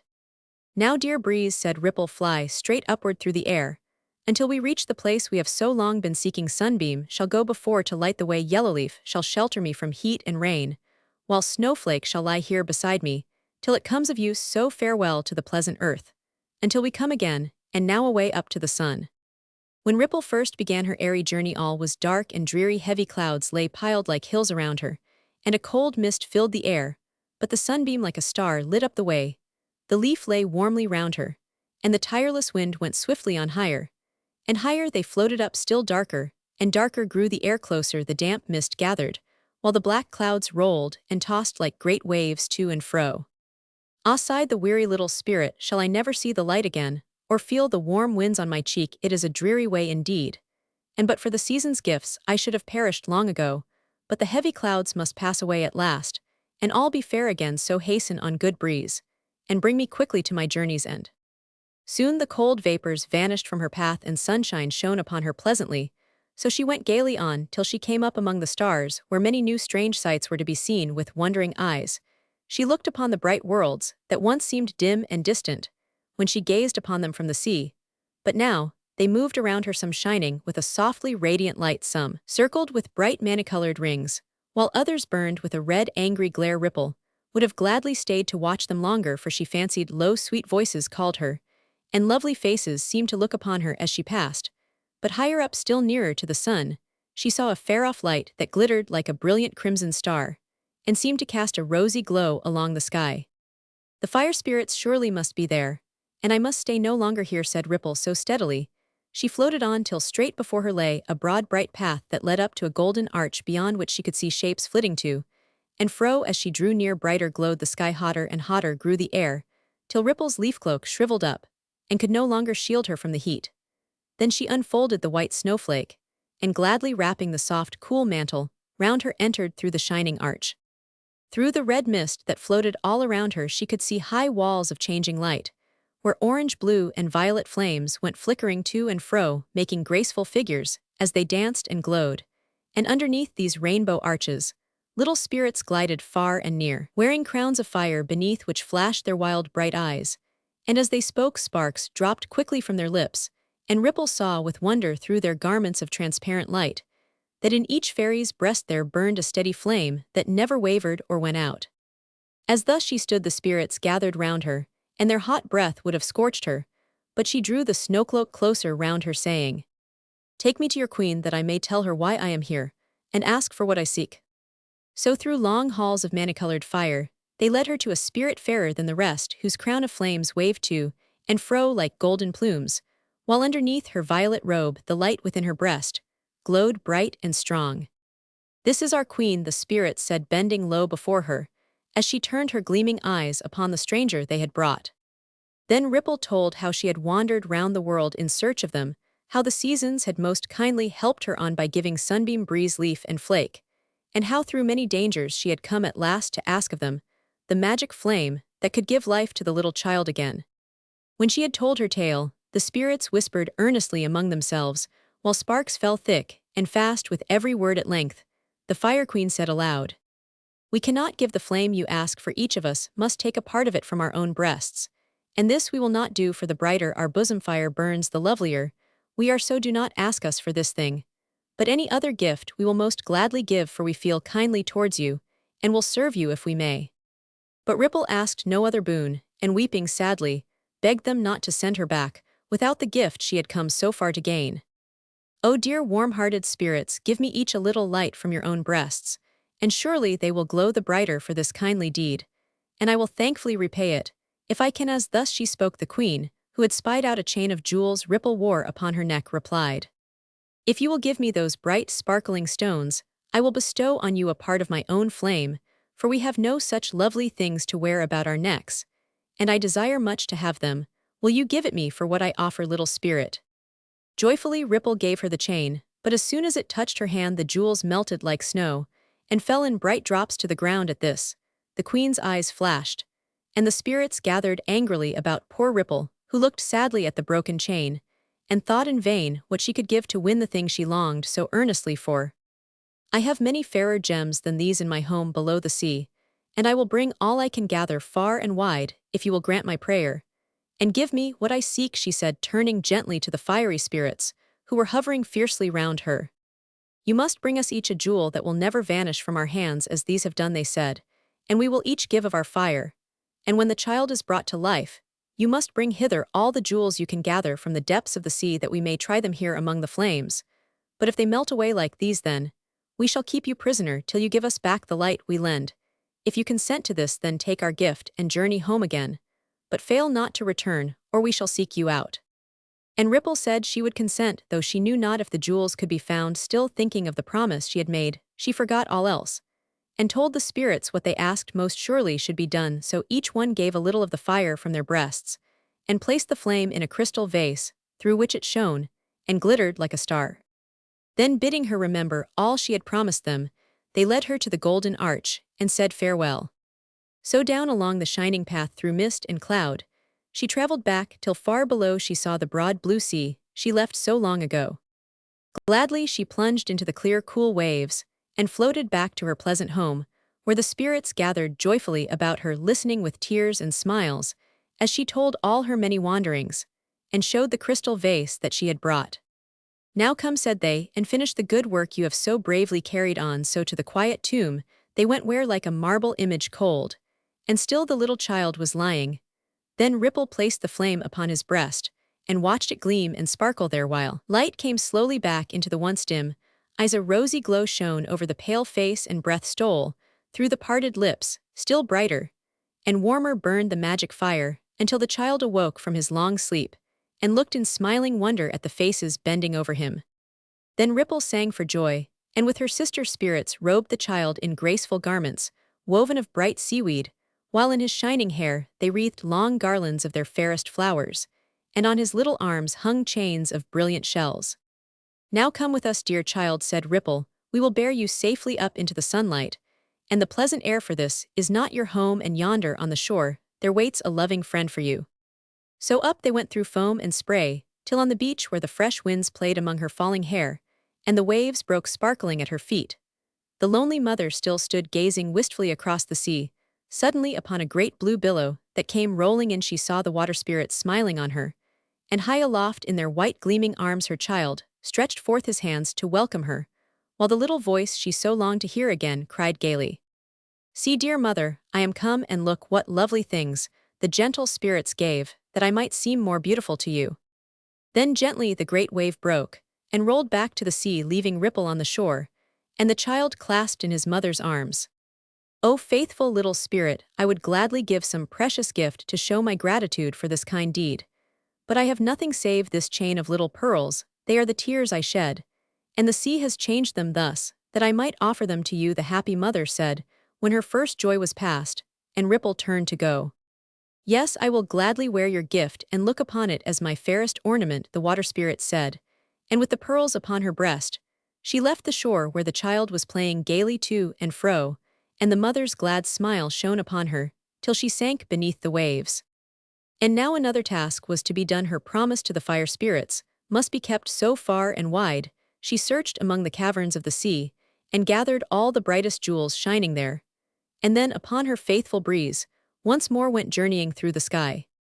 The spirits gladly welcomed her, and led her to the queen, before whom she poured out the sparkling gems she had gathered with such toil and care.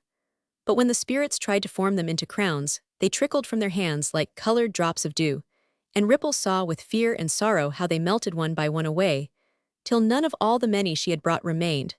Then the fire spirits looked upon her angrily, and when she begged them to be merciful, and let her try once more, saying, "Do not keep me prisoner here, I cannot breathe the flames that give you life, and but for this snowmantle, I too should melt away and vanish like the jewels in your hands. O dear spirits, give me some other task, but let me go from this warm place, where all is strange and fearful, to a spirit of the sea." They would not listen, and drew nearer, saying, while bright sparks showered from their lips, "We will not let you go, for you have promised to be ours. If the gems you brought proved worthless, so fling away this cold white cloak, and bathe with us in the fire fountains, and help us bring back to our bosom flames the light we gave you for the child." Then Ripple sank down on the burning floor, and felt that her life was nearly done, for she well knew the hot air of the fireplace would be death to her.